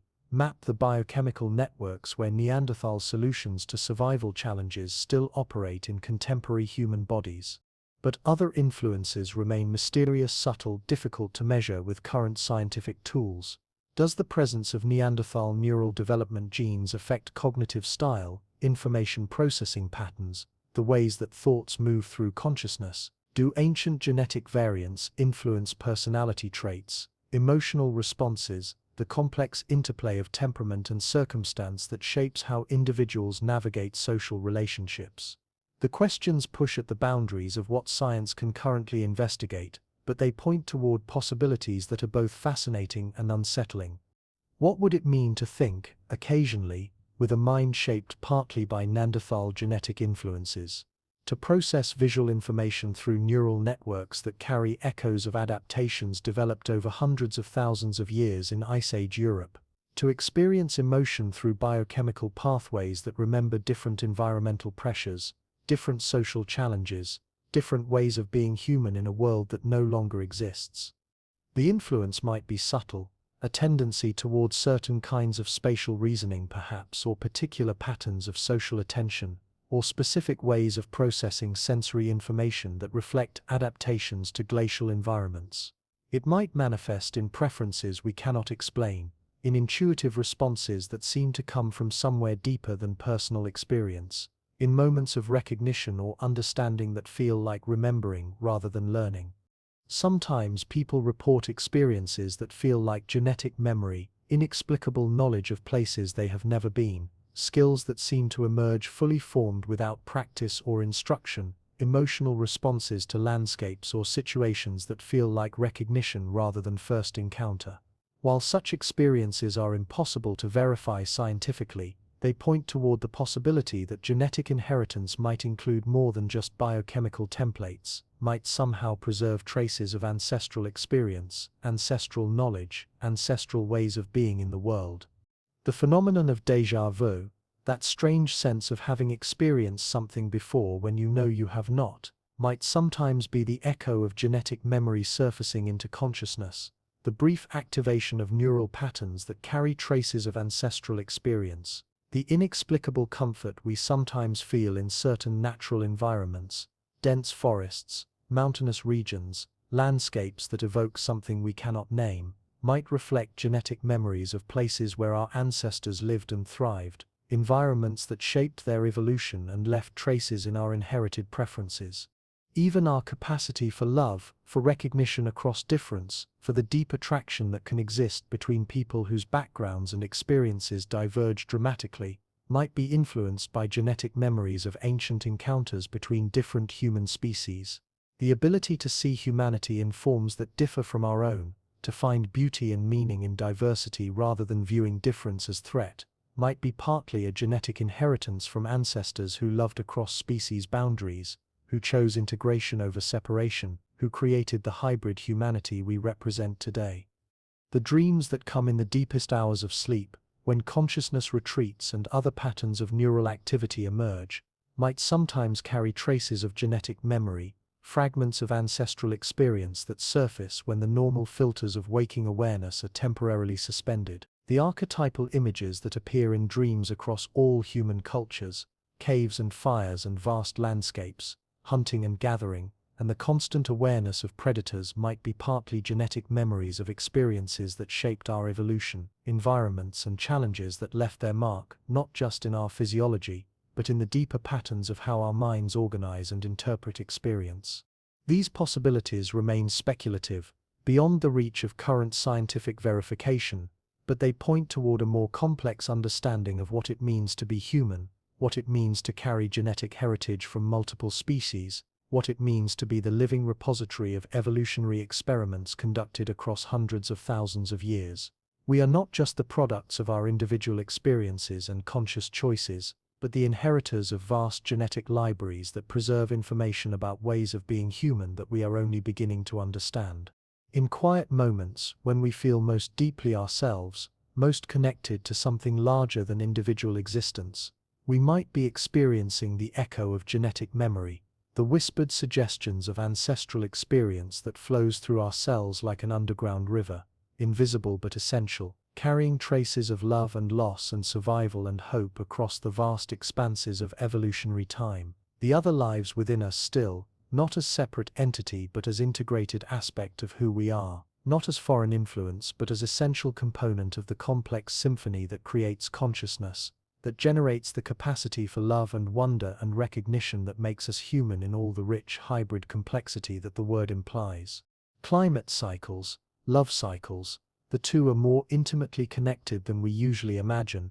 woven together by the fundamental reality that human sexuality and pair bonding evolved in a world where survival depended on precise timing, seasonal awareness, the ability to coordinate reproduction with environmental conditions that would maximize the chances of offspring survival. For our Ice Age ancestors, both Neanderthal and Homo sapiens, the rhythm of attraction and mating would have been synchronized with the great cycles of glacial advance and retreat, the seasonal abundance and scarcity that determined when resources were available for the demanding work of pregnancy, childbirth, and child-rearing.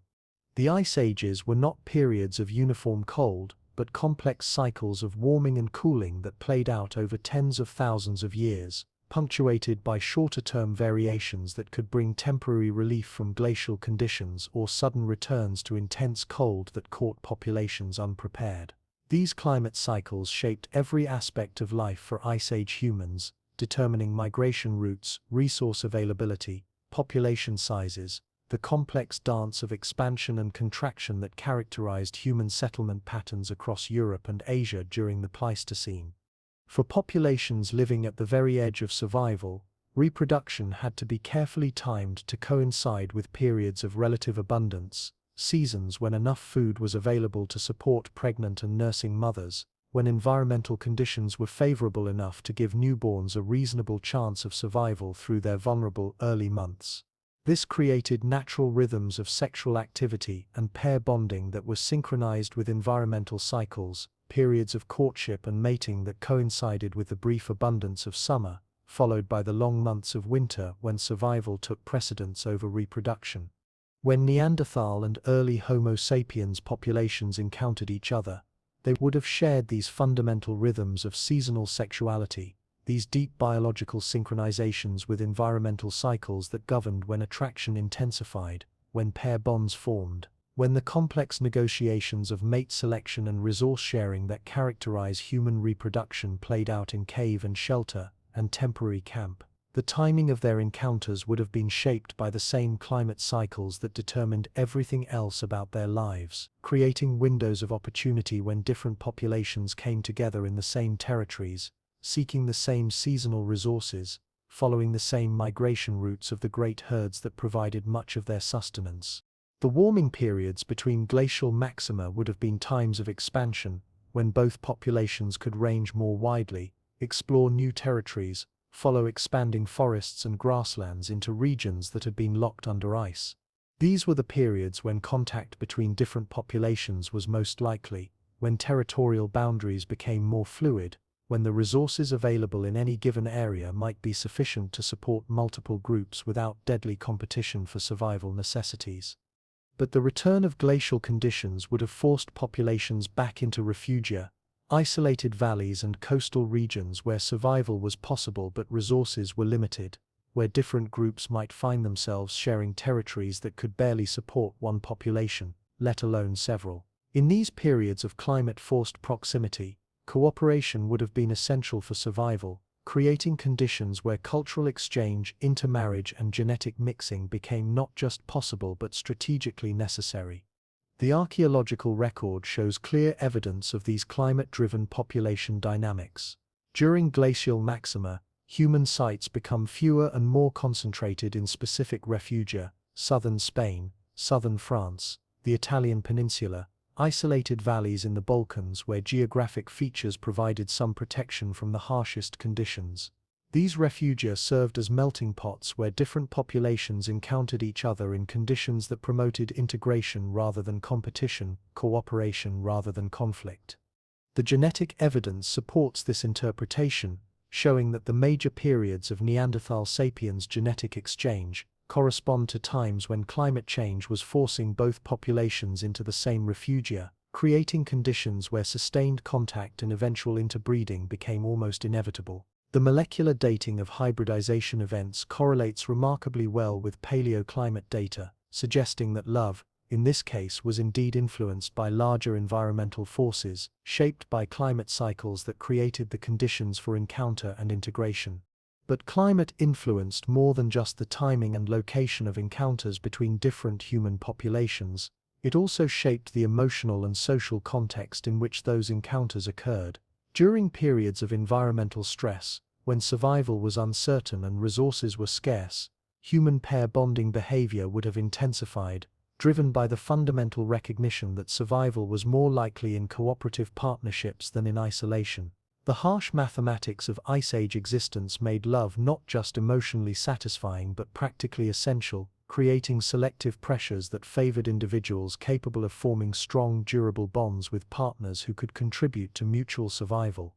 These conditions would have made cross-species partnerships particularly valuable, bringing together individuals with complementary survival skills, different knowledge bases, hybrid offspring, who might inherit adaptive advantages from both ancestral populations. The genetic diversity created by such partnerships would have provided significant survival advantages in rapidly changing environments, increasing the likelihood that at least some offspring would possess the traits necessary to survive new challenges, new climate conditions, new resource scarcities. The cyclical nature of glacial climate change also means that these patterns of encounter, integration and genetic exchange would have repeated many times over the hundreds of thousands of years during which Neanderthals and early Homo sapiens shared European territories. Each climate cycle would have created new opportunities for contact, new periods of forced proximity in refugia, new generations of hybrid offspring carrying genetic material from both ancestral populations forward into subsequent cycles.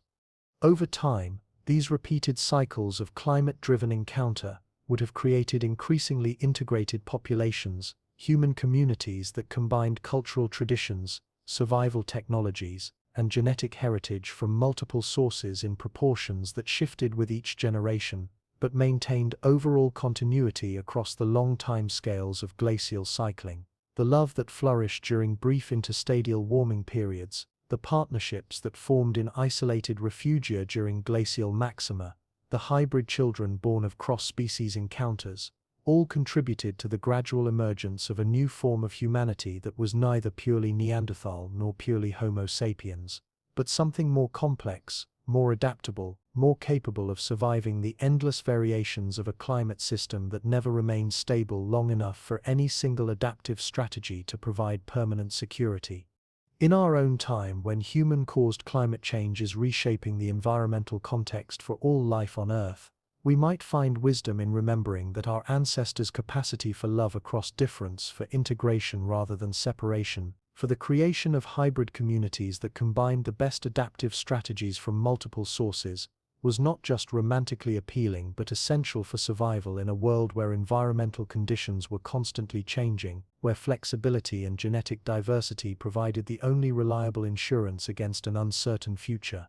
The silence between species carries its own weight of meaning, spaces where communication failed, where recognition did not occur, where the capacity for love and integration that characterized some encounters between Neanderthals and early Homo sapiens was absent, replaced by incomprehension, fear, or active hostility. Not every meeting between different kinds of human resulted in genetic exchange or cultural cooperation. The archaeological record also preserves evidence of conflict, displacement, the kinds of interactions that end in violence rather than embrace, that create boundaries rather than bridges between different populations. The silence is harder to interpret than the evidence of contact and integration, precisely because absence leaves fewer traces than presence, because failed encounters generate less archaeological visibility than successful ones. A brief meeting that ended in mutual avoidance, a territorial dispute that resulted in one group abandoning an area to another,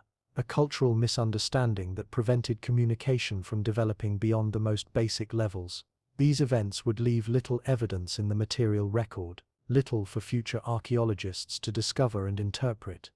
But the silence is real nonetheless, present in the gaps between sites where we might expect to find evidence of contact, but do not, in the territories where one population appears to have replaced another without leaving traces of interaction or integration, in the genetic patterns that show clear separation between populations that lived in the same general regions but apparently without significant interbreeding. The map of ancient Europe includes spaces where Neanderthals and early Homo sapiens appear to have coexisted in time but not in place, maintaining separate territories and separate identities without the mixing that occurred in other regions. Some of this separation was probably geographic, the result of ecological preferences that led different populations to exploit different environments even within the same general regions. Neanderthals were adapted for cold, open environments and may have preferred territories that offered access to large game and the kinds of raw materials they used for tool manufacture. Early Homo sapiens populations may have been better adapted to more varied environments, more capable of exploiting diverse food sources, more willing to occupy marginal territories that Neanderthals found unsuitable.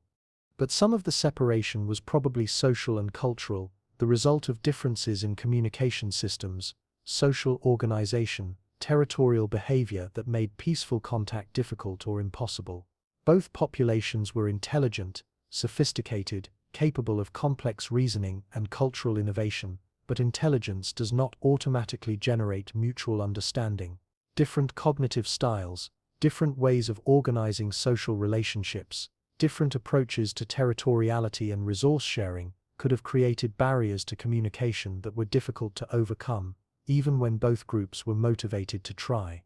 The evidence suggests that some encounters between Neanderthals and early Homo sapiens ended in displacement rather than integration, with one population abandoning territories to another without leaving clear evidence of conflict or cooperation. The pattern suggests avoidance rather than confrontation, the kind of careful territorial management that allows different groups to coexist in the same general region without direct competition for the same resources. Such arrangements require sophisticated understanding of territorial boundaries, seasonal movement patterns, resource scheduling, the kinds of complex negotiations that are possible between intelligent populations even when they cannot communicate directly.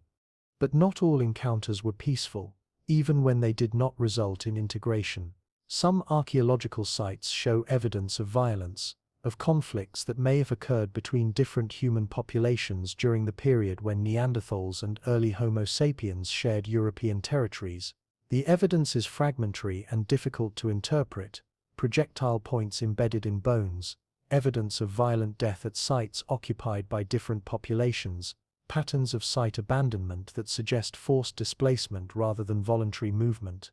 The violence, when it occurred, was probably not the systematic warfare of historical periods, but the kinds of localized conflicts that arise when different groups compete for the same resources, when territorial boundaries are violated, when misunderstandings escalate into confrontations that neither side intended but both feel compelled to pursue. These were populations living at the very edge of survival, where competition for resources could literally mean the difference between life and death, where the appearance of competitors in traditional hunting territories might trigger defensive responses that quickly escalated beyond the control of either group. The silence between species also includes the encounters that might have occurred but did not, the potential meetings prevented by geographic barriers, seasonal timing, or simple bad luck. Ice Age Europe was a vast landscape with low population densities, where human groups were scattered across enormous territories with only occasional opportunities for contact. Many Neanderthal and early Homo sapiens populations may have lived entire lifespans without ever encountering members of the other species, their separate evolutionary trajectories continuing in parallel without intersection. Some of these missed encounters were probably crucial, meetings that might have resulted in significant cultural exchange, genetic integration, or technological innovation if they had occurred, but that were prevented by the simple accidents of geography and timing that determine so much of human history. The populations that remained separate, that never had the opportunity to learn from each other or contribute to each other's survival strategies, may have been more vulnerable to the environmental changes that eventually led to Neanderthal extinction and the expansion of Homo sapiens across Europe and Asia. The silence also encompasses the internal barriers that may have prevented integration even when contact occurred: cultural taboos, religious beliefs, aesthetic preferences, or social structures that made intermarriage impossible or undesirable, regardless of practical considerations. Both populations had complex cultural systems that included beliefs about identity, kinship, appropriate mate selection, territorial rights. These cultural systems may have included prohibitions against mating with outsiders, beliefs that defined species boundaries as fundamental and inviolable, aesthetic standards that made members of other populations unattractive or unacceptable as potential partners. Such cultural barriers would have been maintained by social mechanisms, ostracism, punishment, exclusion from community resources, that enforced group boundaries even when individual members might have been personally inclined toward cross-species relationships. The evidence of genetic exchange that did occur suggests that these barriers were not universal or absolute, but they may have been strong enough in some populations to prevent the kinds of sustained integration that occurred in other regions and time periods.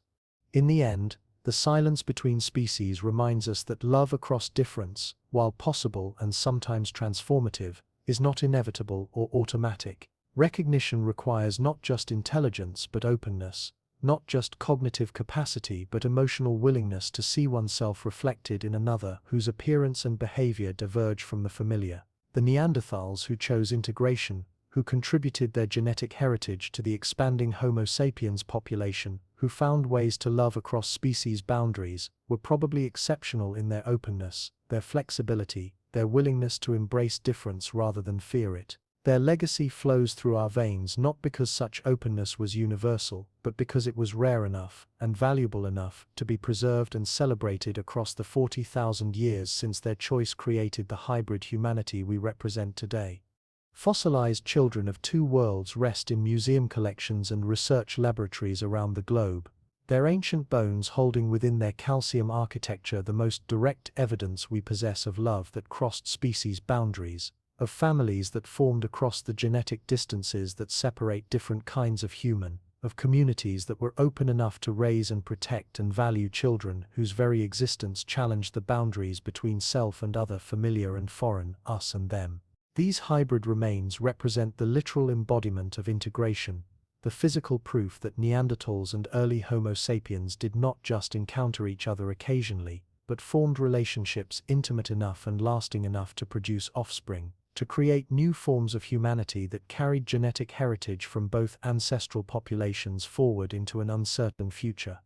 The skeletal remains are few and precious, scattered across sites in Europe and Asia, where preservation conditions allowed organic material to survive the 40,000 years since these children lived and died in Ice Age landscapes that no longer exist. Each skeleton represents not just an individual life, but an entire family system, an entire community that was organized in ways that made hybrid children possible, acceptable, worthy of the considerable investment required to raise young to reproductive age in conditions where resources were scarce and survival was never guaranteed.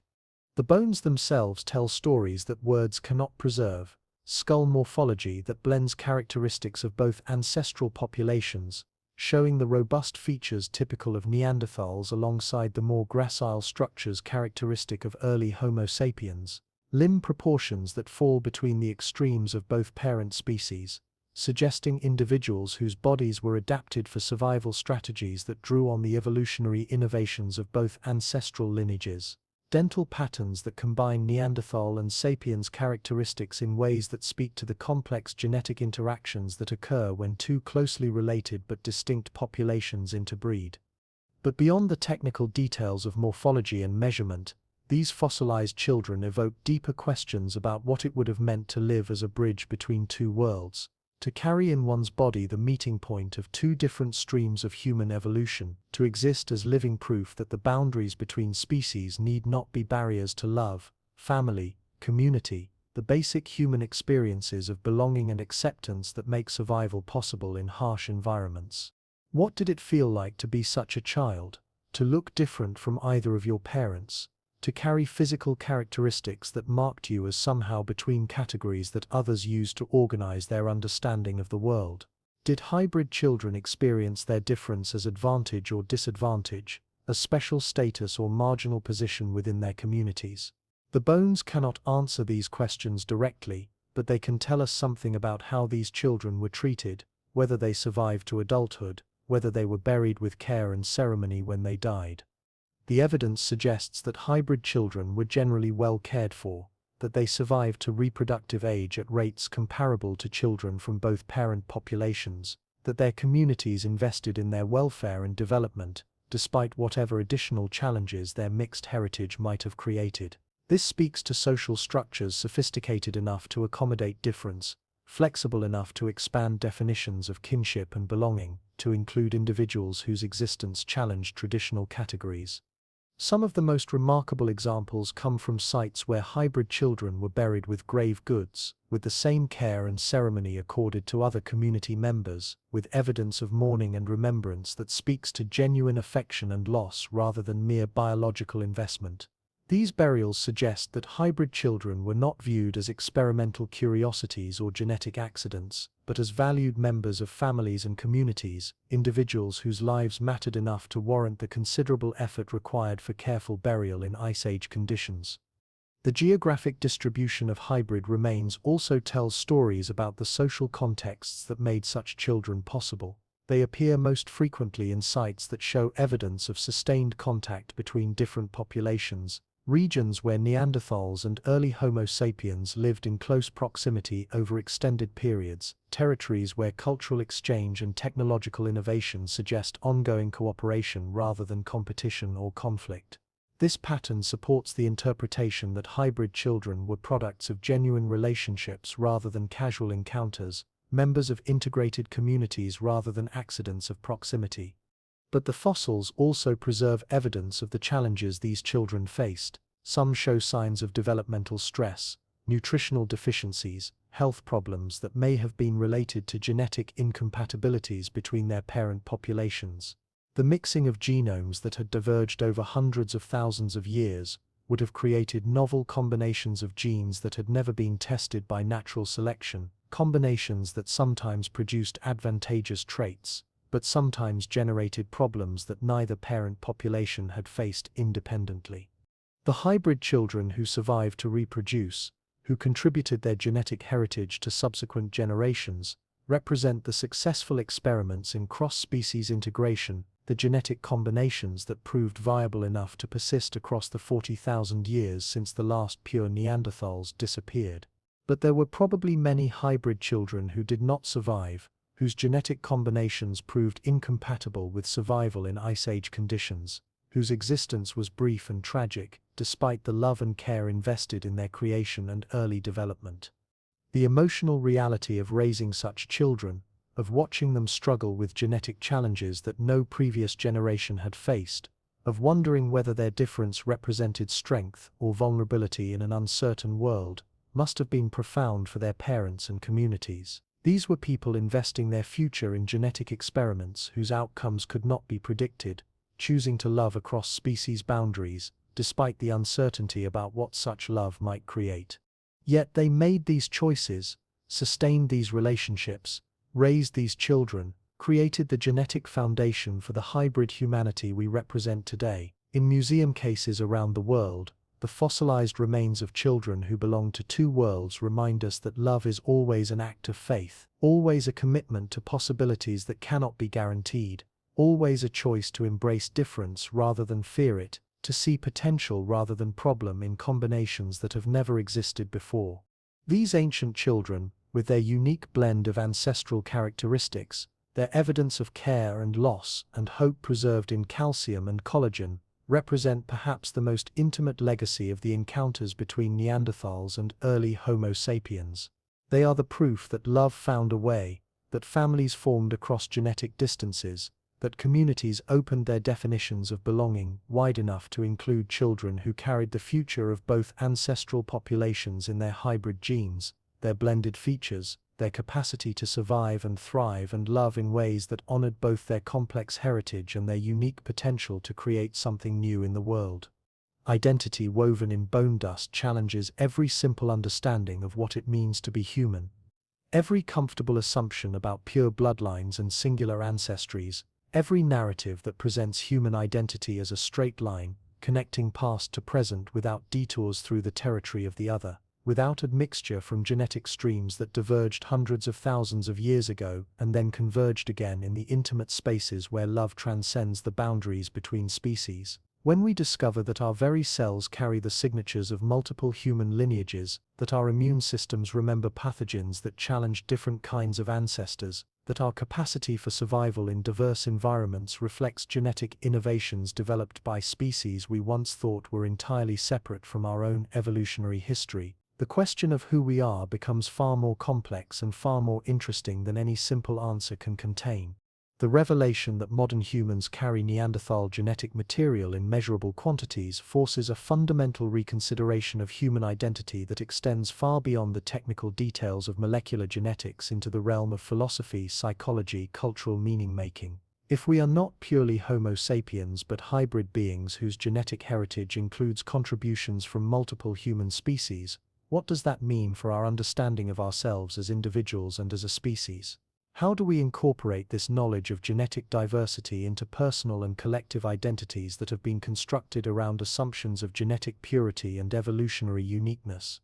For many people, the discovery of Neanderthal ancestry comes as a surprise, sometimes a welcome one that adds interesting complexity to family history, sometimes an unwelcome challenge to beliefs about human specialness or genetic superiority. The marketing of direct-to-consumer genetic testing has made Neanderthal percentage a common topic of casual conversation, a new form of ancestry bragging rights that joins the older traditions of genealogical research and ethnic heritage claims. People compare their Neanderthal percentages the way they might compare the results of personality tests or astrological readings, looking for meaning in numbers that represent the accumulated effects of thousands of years of genetic mixing and population movement. But the deeper implications of hybrid human identity extend far beyond casual curiosity about genetic heritage into fundamental questions about the nature of species boundaries, the meaning of evolutionary relationships, the ways that scientific knowledge challenges cultural assumptions about purity and difference.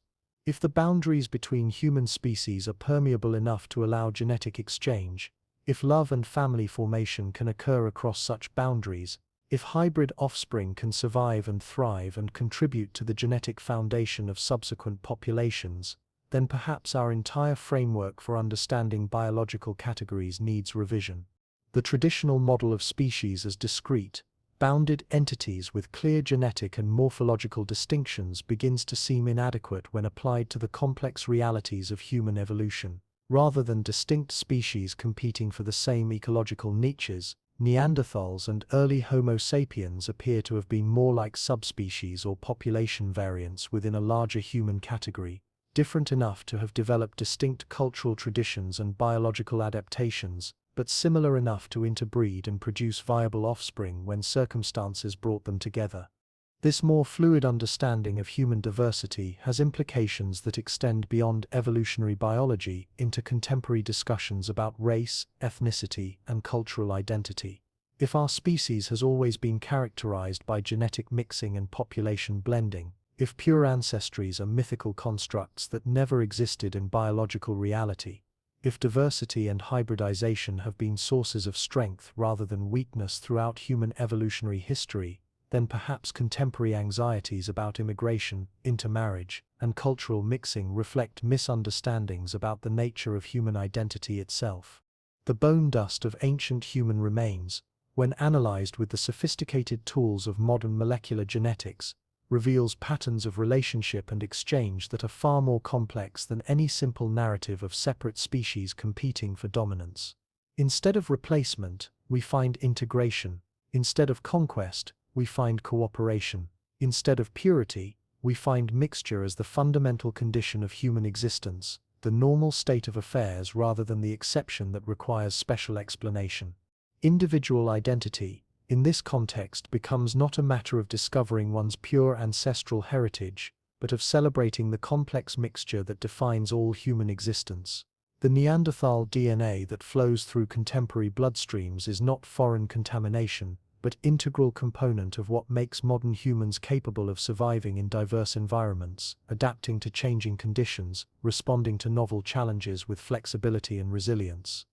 Personal identity narratives that incorporate knowledge of Neanderthal ancestry often become richer and more interesting than those based on assumptions of pure Homo sapiens heritage. Instead of belonging to a single evolutionary lineage, individuals can see themselves as heirs to multiple traditions of human innovation and adaptation, carriers of genetic solutions to survival challenges that were developed by different populations under different environmental pressures, living libraries that preserve the accumulated wisdom of multiple experiments in being human.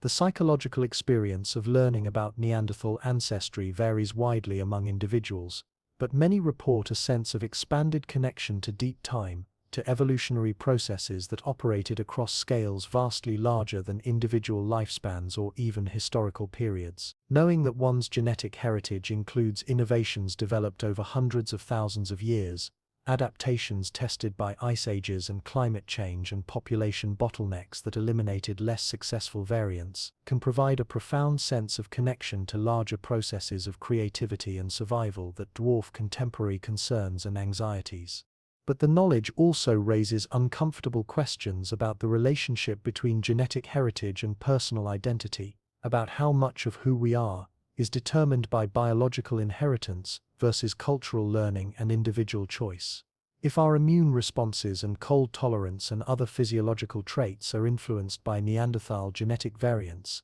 are our personalities and cognitive styles and emotional patterns also shaped by ancient genetic inheritance? How much of what we experience as uniquely personal is actually the expression of evolutionary adaptations that were shaped by environmental pressures we cannot even imagine? These questions have no simple answers, but they point toward a more nuanced understanding of human identity that acknowledges both the reality of genetic influence and the importance of cultural and individual factors in shaping who we become. We are neither purely biological beings determined by genetic programming, nor purely cultural beings independent of evolutionary history, but complex hybrids whose identities emerge from the ongoing interaction between inherited possibilities and chosen responses, ancient adaptations and contemporary creativity. In the end, identity woven in bone dust reminds us that we are all mongrels, all products of genetic mixing and cultural blending that extends far back into evolutionary time, all heirs to experiments in being human that were conducted by ancestors whose names we will never know, but whose genetic innovations continue to shape our capacity for survival, adaptation, and love. Rather than diminishing human uniqueness, this knowledge enhances it by revealing the extraordinary creativity and resilience that allowed our hybrid ancestors to survive and thrive and create the genetic foundation for contemporary human diversity, the complex inheritance that makes each individual simultaneously connected to deep evolutionary time and capable of creating something genuinely new in the world. Memory of touch in extinction's shadow persists in ways we are only beginning to understand, encoded not just in genetic material that can be sequenced and analyzed, but in deeper patterns of neural organization, cellular response, metabolic efficiency that carry forward the accumulated experience of intimate contact between two kinds of human who found in each other not conquest or displacement, but recognition, comfort, the fundamental relief that comes when consciousness discovers it is not alone in the universe, when intelligence encounters intelligence across the vast spaces that separate one mind from another. The Neanderthals are extinct as a distinct species, but their capacity for touch, for intimacy, for the complex emotional bonds that make survival possible in harsh conditions lives on in those who carry their genetic heritage, who inherited not just immune system variants and cold adaptation genes, but perhaps also the cellular memory of what it meant to love and be loved by beings whose minds worked according to slightly different patterns, whose bodies were adapted for different challenges, whose very existence expanded the definition of what it meant to be human. Touch is the most fundamental of human communications, the primary language through which affection and care are expressed, the basic mechanism through which individuals bond into the cooperative groups that make survival possible for a species that depends on culture and learning, rather than instinct for adaptation to environmental challenges. For our Ice Age ancestors, both Neanderthal and Homo sapiens, touch would have been essential not just for emotional bonding, but for practical survival, the sharing of body heat during cold nights, the cooperative grooming that maintained health and hygiene, the physical comfort that reduced stress and strengthened immune function, the intimate contact that created the emotional bonds necessary for effective cooperation in hunting, child-rearing, and defense against predators. When Neanderthals and early Homo sapiens encountered each other in the intimate spaces of shared caves and common fires, touch would have been one of the first languages they could share, a a form of communication that required no common vocabulary, no shared cultural traditions, nothing more than the basic mammalian capacity for recognizing comfort and offering it in return. The archaeological evidence suggests that both populations were capable of sophisticated care for injured and disabled community members, that both understood touch as a form of healing, both valued the kinds of physical intimacy that create emotional bonds strong enough to motivate self-sacrifice for the welfare of others. The transition from caution to trust, from wariness to acceptance, from tolerance to affection would have been negotiated largely through touch. The gradual relaxation of defensive postures, the tentative offering of physical comfort, the slow building of confidence that proximity to these others represented opportunity rather than threat. In the firelight of ancient caves, when words were impossible but touch was universal, two kinds of human would have discovered that the basic grammar of physical affection transcended species boundaries, that comfort recognized comfort regardless of the particular body that offered it. The genetic exchange that left its signature in modern human populations required intimate physical contact sustained over extended periods, the kinds of touching that create emotional bonds strong enough to support the considerable investment required to produce and raise offspring in Ice Age conditions. This was not casual physical contact but committed intimacy, the kind of touching that builds trust, creates emotional attachment, generates the mutual investment necessary for successful reproduction and child-rearing in environments where resources are scarce and survival is uncertain. The children who resulted from these intimate encounters would have carried in their own capacity for touch the memory of parents who came from different evolutionary streams but found in physical affection a common language, a shared way of expressing care and commitment that transcended the differences in their ancestral adaptations. Hybrid children raised by parents from different species would have learned from birth that love could exist across difference, that physical comfort could be offered and received regardless of the particular form it took, that touch was a universal language capable of creating bonds strong enough to overcome any boundary. But the memory of touch carries forward more than just the capacity for physical affection. It also includes the cellular and neural patterns that made such affection possible, the biochemical systems that translate physical contact into emotional bonding, the neural networks that process touch as a form of communication and meaning-making. When we carry Neanderthal genetic material that influences neural development, we may be inheriting not just the capacity for certain kinds of cognitive processing, but also the specific ways that Neanderthal nervous systems integrated touch with emotion, physical contact with social bonding, intimate proximity with the complex negotiations of cooperation and conflict that define all human relationships. The extinction of Neanderthals as a distinct species might be understood not as a simple disappearance but as a dissolution, a merging in which their capacity for intimacy, their understanding of touch as a healing and bonding force, their deep knowledge of what it meant to create family and community in harsh conditions, was preserved and passed forward through genetic inheritance and cultural transmission to the hybrid populations that emerged from their encounters with early Homo sapiens.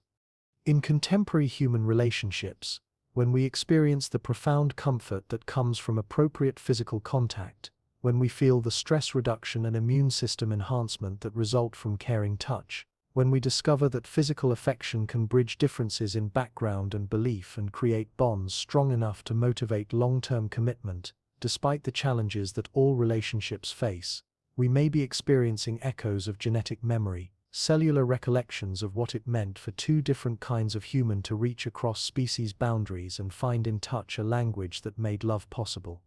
The modern therapeutic understanding of touch as essential for human development, as crucial for physical and emotional health, as fundamental to the formation of secure attachment relationships that provide the foundation for psychological well-being throughout life, reflects scientific rediscovery of knowledge that our ancestors took for granted, that physical affection is not luxury but necessity, not optional addition to human relationships but essential component of what makes us capable of surviving and thriving in conditions that would destroy us if we had to face them alone.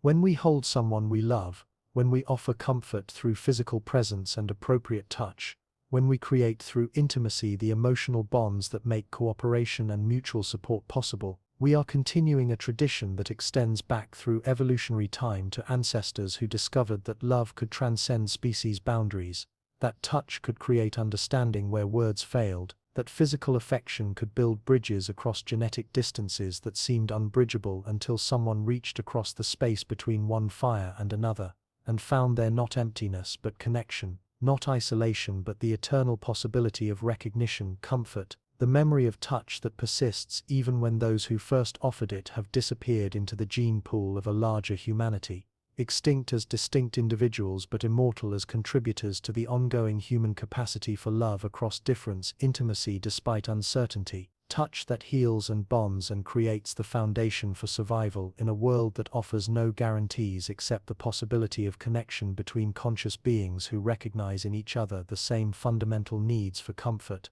understanding, and the gentle touch that says you are not alone, you are valued, you belong to something larger than yourself. The moral question of time hangs suspended between our contemporary understanding of consent, agency, and ethical relationship, and the harsh realities of survival in Ice Age conditions where individual choice operated within constraints we can barely imagine, where the luxury of full autonomy that characterizes modern ethical frameworks would have been impossible to maintain in circumstances where every decision carried life or death consequences not just for individuals but for entire communities whose survival depended on successful cooperation in the face of environmental challenges that could eliminate entire populations through starvation, exposure, or predation. When we attempt to evaluate the moral dimensions of encounters between Neanderthals and early Homo sapiens, we face the complex challenge of applying ethical standards across vast spans of time to situations where the basic parameters of human existence were fundamentally different from anything we know.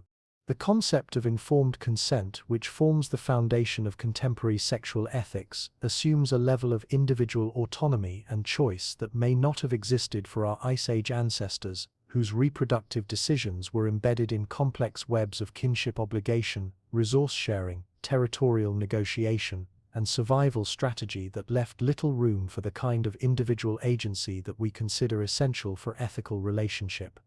In conditions where group survival depended on successful reproduction, where the failure to produce viable offspring could mean the extinction of entire lineages, where mate selection was constrained by limited population sizes and seasonal resource availability, the modern notion of freely chosen romantic love may be an anachronistic projection of contemporary values onto historical circumstances that operated according to different ethical frameworks. Yet both Neanderthals and early Homo sapiens were cognitively sophisticated beings capable of complex reasoning, emotional depth, cultural innovation, and presumably the kinds of moral reasoning that accompany advanced intelligence. They were not simply driven by biological imperatives, but possessed the mental capacity for choice, preference, and the evaluation of alternatives that characterizes all human ethical decision-making. The evidence of their sophisticated burial practices, artistic expression, and care for disabled community members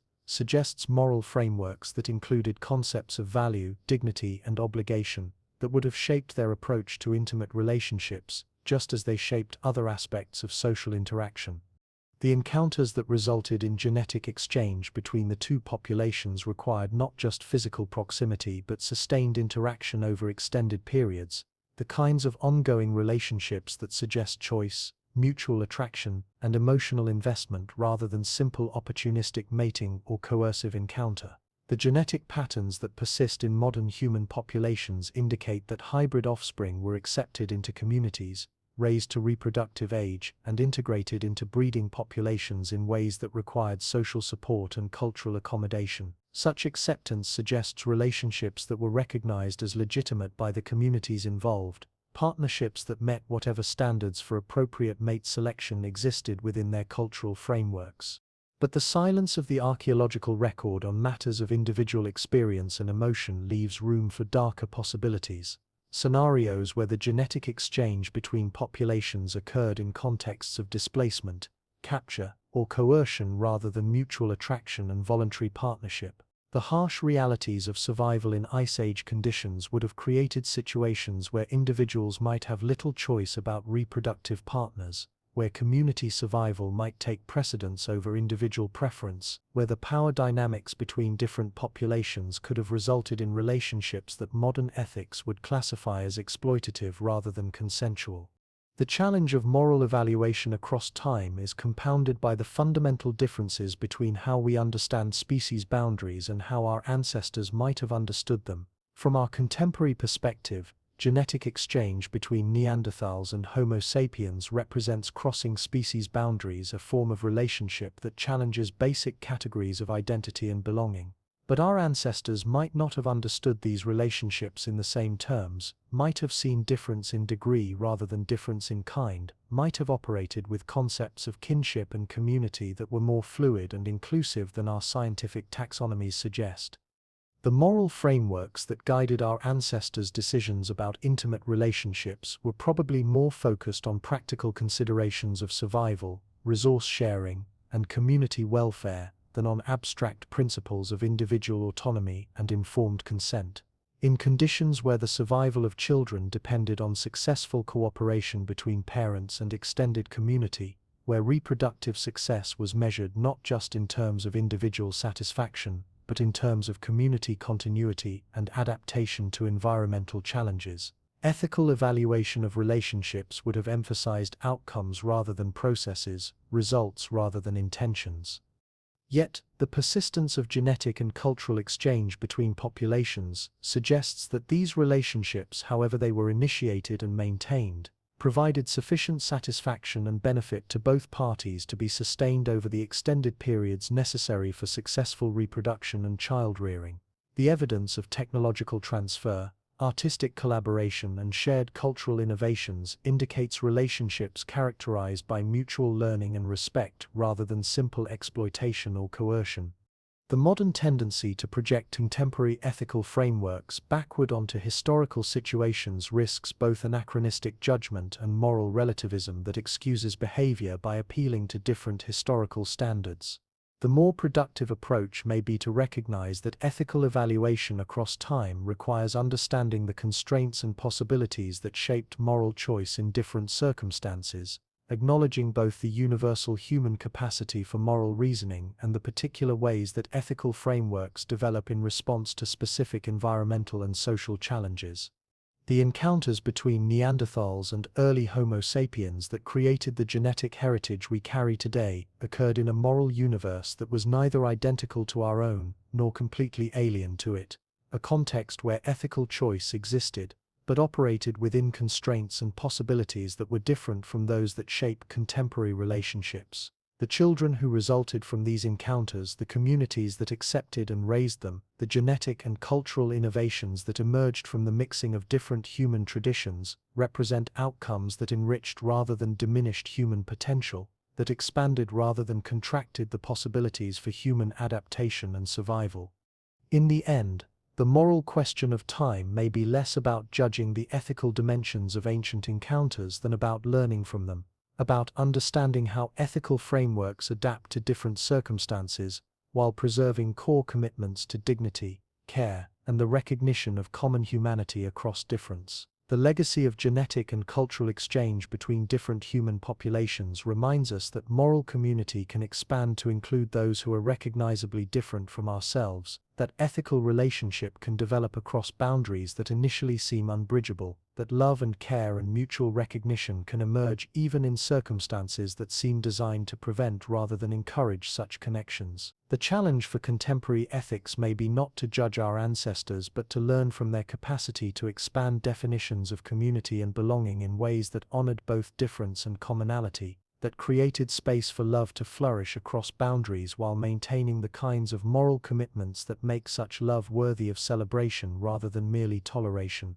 Dreams carried across generations flow through neural pathways that were shaped by evolutionary pressures we can barely understand, genetic influences that operate beneath the threshold of conscious awareness, yet profoundly affect how we experience sleep, what images emerge in our unconscious minds, what emotional patterns surface when the normal filters of waking consciousness are temporarily suspended and other, deeper systems of mental organization take temporary control of our experience. When we carry genetic material from ancestors whose minds were adapted to different environments, whose neural development followed slightly different pathways, whose very dreams may have been shaped by survival challenges and environmental pressures that no longer exist in the contemporary world, the possibility emerges that our sleeping minds sometimes access genetic memories, ancestral experiences that persist in cellular architecture and neural patterning across the 40,000 years since the last pure Neanderthals disappeared into the gene pool of expanding Homo sapiens populations.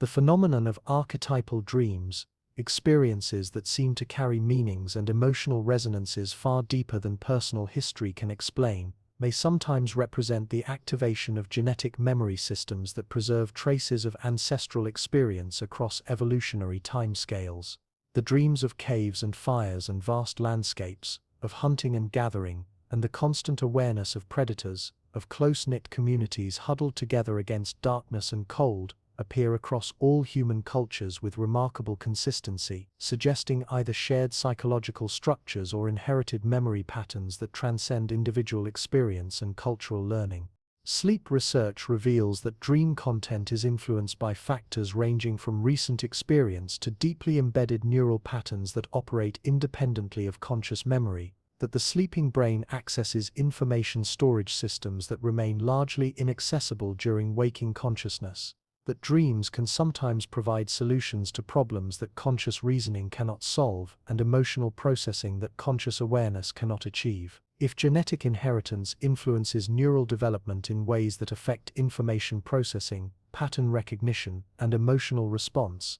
then the genetic material we inherit from Neanderthal ancestors might also influence the content and emotional tone of our sleeping experiences. The dreams that come in the deepest phases of sleep, when consciousness is most completely suspended and other neural systems take temporary control of mental activity, might sometimes carry traces of genetic memory, fragments of ancestral experience that surface when the normal boundaries between individual and inherited experience become temporarily permeable. The sensation of flying that appears in dreams across all human cultures might echo genetic memories of ancestors who lived in mountainous terrain and developed exceptional spatial reasoning abilities. The dreams of being pursued by large predators might carry cellular memories of Ice Age environments where such threats were constant realities that shaped every aspect of daily life. More subtly, the emotional patterns that characterize certain types of dreams, the profound sense of loneliness that can emerge in dream landscapes, the intense relief of finding other humans in vast empty spaces, the deep satisfaction of discovering fire or shelter or safety in threatening environments, might reflect genetic memories of what it meant to survive in conditions where human populations were sparse and scattered, where the discovery of others like yourself was literally a matter of life and death, where the basic human need for community and cooperation was intensified by environmental pressures that made isolation synonymous with mortality. The dreams of recognition across difference, the sleeping experiences where individuals encounter others who are familiar yet strange, comforting yet alien, might sometimes represent genetic memories of ancestral encounters between different human populations, cellular recollections of what it felt like when Neanderthals and early Homo sapiens first recognized in each other not threat but opportunity, not competition but potential partnership. The profound emotional satisfaction that sometimes accompanies such dreams, the sense of coming home to something that was never consciously lost, might echo genetic memories of integration, acceptance, the relief of discovering that differences need not be barriers to understanding and cooperation. Contemporary research on trauma and memory has revealed that extreme experiences can sometimes create genetic modifications that are passed down across generations, that the descendants of individuals who survived genocide, famine, or other catastrophic events sometimes show genetic markers that appear to be related to ancestral trauma experiences. If traumatic experiences can leave genetic traces that influence descendant populations, then positive experiences, successful cooperation, effective adaptation, the emotional satisfaction of belonging to thriving communities, might also leave genetic signatures that influence the psychological experiences of subsequent generations. The capacity for empathy, for recognizing emotional states in others and responding with appropriate care and support, appears to have both genetic and cultural components, with some individuals showing greater natural ability to read social cues and respond to the emotional needs of others. If we carry genetic material from ancestors who successfully navigated the complex social negotiations required for cooperation across species boundaries, we might have inherited enhanced capacities for empathy, recognition, and the emotional flexibility necessary for building relationships across difference. The dreams of ancient landscapes that some people report, detailed, emotionally resonant experiences of places that feel familiar, despite being unlike any environment the dreamer has consciously experienced, might sometimes represent genetic memories of Ice Age Europe, cellular recollections of what it felt like to live in landscapes dominated by ice and tundra, and vast herds of animals that are now extinct. The profound sense of nostalgia that sometimes accompanies such dreams, the feeling of loss for something that was never personally possessed, might echo genetic memories of environmental changes that forced ancestral populations to abandon traditional territories and adapt to new conditions. But genetic memory, if it exists, would not operate like conscious recollection but more like intuition, emotional response, the kinds of unconscious influences that affect behavior and experience without creating explicit awareness of their source. The dreams that carry genetic memory would not provide clear narrative accounts of ancestral experiences but rather emotional and sensory fragments, archetypal patterns, the kinds of deep structural influences that shape how we experience and interpret the world without necessarily providing direct access to the historical events that created them. The inherited capacity for certain kinds of dreams, the ability to process emotional trauma through sleeping experiences, the tendency to find comfort and meaning in particular types of dream imagery, the natural inclination towards certain emotional patterns and resolution strategies, might represent some of the most intimate aspects of genetic inheritance from Neanderthal ancestors who developed sophisticated psychological mechanisms for coping with the stresses of Ice Age survival, who learned to use sleep and dreams as tools for emotional regulation, social bonding, and the complex mental work required for successful adaptation to challenging environments. In the quiet hours before dawn, when the boundary between sleeping and waking becomes permeable and fragments of dream experience sometimes persist into conscious awareness,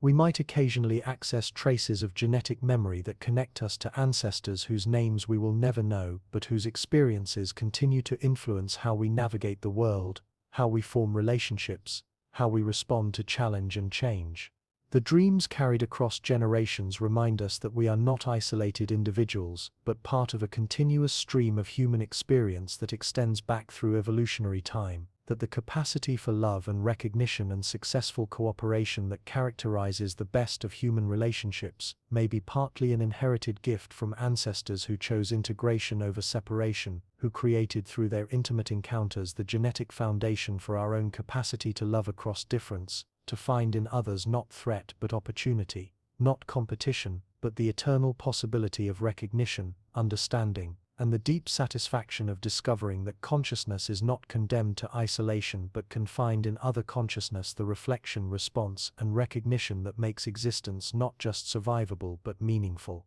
The last kiss of a vanished species occurred sometime around 40,000 years ago, in a place that archaeologists will probably never identify, between individuals whose names are lost to time, but whose genetic legacy continues to flow through the bloodstreams of billions, whose final intimate encounter represented not the end of a story, but its transformation into something larger and more enduring than either participant could have imagined. This was not the dramatic last stand of a dying population fighting against inevitable extinction, but something quieter, more tender, more profoundly human in its recognition that love can transcend even the boundary between existence and disappearance. That intimacy can create forms of continuity that persist long after the individuals who created them have dissolved back into the elements from which all life emerges and to which all life eventually returns. We cannot know the details of that final encounter, cannot recover the specific circumstances that brought together the last pure Neanderthal and the early Homo Sapiens, whose genetic union ensured that something essential would survive the transition from one form of humanity to another. The archaeological record preserves only fragments, stone tools and hearth ashes, and the occasional bone that carries within its molecular structure the signature of genetic mixing, evidence that speaks to outcomes rather than processes, to results rather than the intimate human experiences that created them. But we can imagine the context in which such an encounter might have occurred, can envision the environmental and social pressures that were reshaping the human landscape of Europe as the last ice age gradually released its grip on the continent. As warming temperatures transformed the cold steppes where Neanderthals had thrived for hundreds of thousands of years into dense forests that favored different survival strategies, different ways of being human in a world that was becoming increasingly difficult for populations adapted to glacial conditions. The last Neanderthal populations were clinging to existence in isolated refugia, small communities scattered across the mountainous regions of southern Europe where geographic features provided some protection from the changing conditions that were making their traditional way of life increasingly untenable. These were not thriving populations but remnant groups, survivors of a demographic collapse that had been proceeding for millennia as climate change and competition from expanding Homo sapiens populations gradually reduced Neanderthal numbers and compressed their territorial range into ever smaller and more marginal areas. In such circumstances, the boundaries between populations would have become increasingly permeable. The cultural and genetic barriers that had once maintained separation between different human groups, increasingly irrelevant in the face of shared challenges and mutual need. Small, struggling communities would have had powerful incentives to accept new members regardless of their ancestry, to form alliances with any available partners, to prioritize survival over the maintenance of genetic or cultural purity that might have been possible in earlier periods when populations were larger and more secure.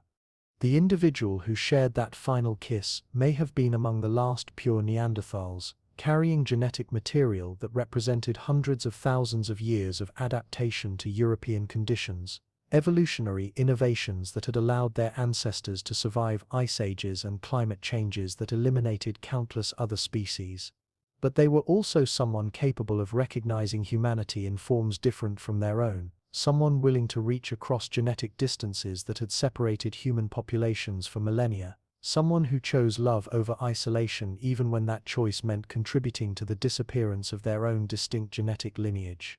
Their partner, the early Homo sapiens who received that kiss and reciprocated it with their own, was part of the expanding populations that were gradually replacing Neanderthals across Europe and Asia, carriers of cultural innovations and genetic adaptations that proved more successful in the changing environmental conditions of the late Pleistocene. But they too were capable of recognition across difference, capable of seeing in this other not a competitor or threat but someone worthy of love, someone whose genetic heritage represented not contamination but enrichment, not weakening but strengthening of the human potential for survival in diverse and challenging conditions. The children who may have resulted from their union, if there were children, would have been among the last individuals to carry both ancestries in roughly equal proportions, living bridges between two forms of humanity whose genetic separation had been evolving for hundreds of thousands of years. These children would have grown up in communities where their mixed heritage represented not marginality but centrality, not confusion but clarity about what it meant to be human in ways that transcended any single ancestral tradition.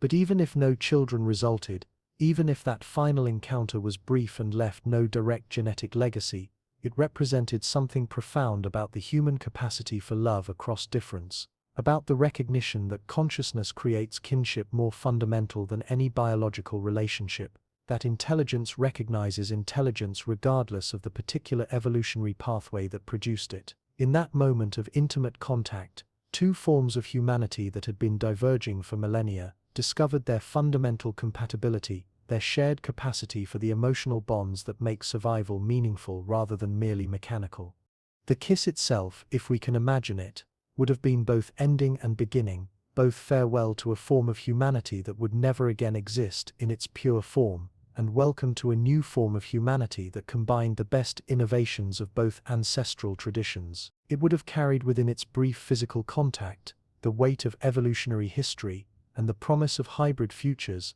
the sadness of extinction and the hope of transformation, the recognition that love always involves loss, the loss of what we were before we encountered the other, and gain, the expansion of what becomes possible when boundaries dissolve and something new emerges from the meeting of different streams of experience. The extinction of Neanderthals as a distinct species was real and final. There are no more individuals whose genetic heritage derives entirely from that long European adaptation, no more communities that maintain purely Neanderthal cultural traditions, no more direct continuity with the specific ways of being human that characterized our closest evolutionary cousins. But their disappearance was also incomplete, their essence preserved in the genetic mixture that defines contemporary human diversity, their innovations continuing to provide survival advantages to descendants who may never know the source of their inherited capacities for cold tolerance, immune response, and countless other traits that help them thrive in diverse environments.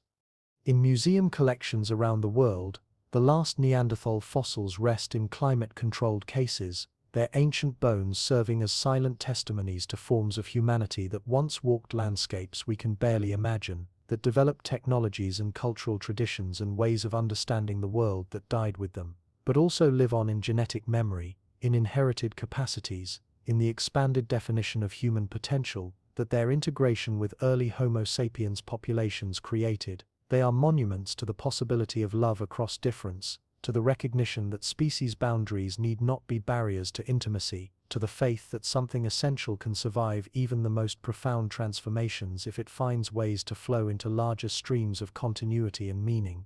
The last kiss of a vanished species reminds us that extinction and continuation are not opposite processes but different aspects of the same fundamental transformation, that death and birth are intertwined in ways that make endings also beginnings, that love creates forms of immortality that transcend the persistence of any individual genetic lineage or cultural tradition. In our own time, when human activities are driving rates of species extinction that rival the great mass extinction events of the geological past, the Neanderthal legacy offers a different model of what it might mean for a species to disappear, not into oblivion but into transformation, not into nothingness, but into something larger and more inclusive than what existed before, not through conquest but through embrace, through the recognition that consciousness creates kinship more fundamental than any biological boundary, through the faith that love can find ways to preserve what matters most even when the forms that originally contained it must be surrendered to the larger processes of change that define all existence in a universe where nothing remains the same except the capacity for connection,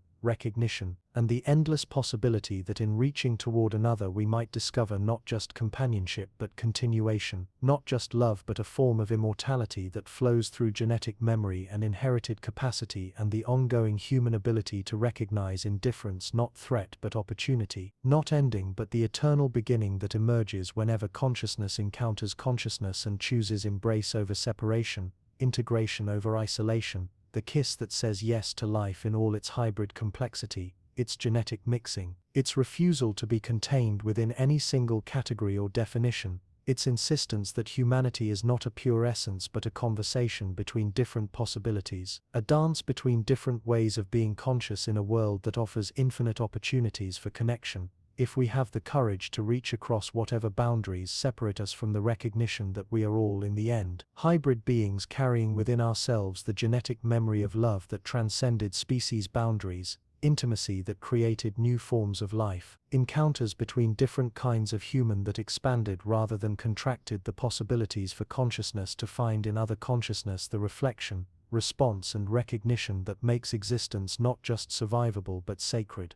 In the quiet spaces between heartbeats, in the cellular memory that flows through our veins, in the dreams that surface from depths we cannot fathom, the Neanderthals are still with us, not as separate beings, but as integral threads in the complex tapestry of what we are, what we have always been, a species defined not by purity but by mixture, not by separation but by the eternal capacity for love, that recognizes consciousness wherever it appears, however different its expression, however distant its origins from our own. We are the living proof that borders can be bridges, that difference can be harmony, that love is the force that creates continuity across even the vast spaces of evolutionary time.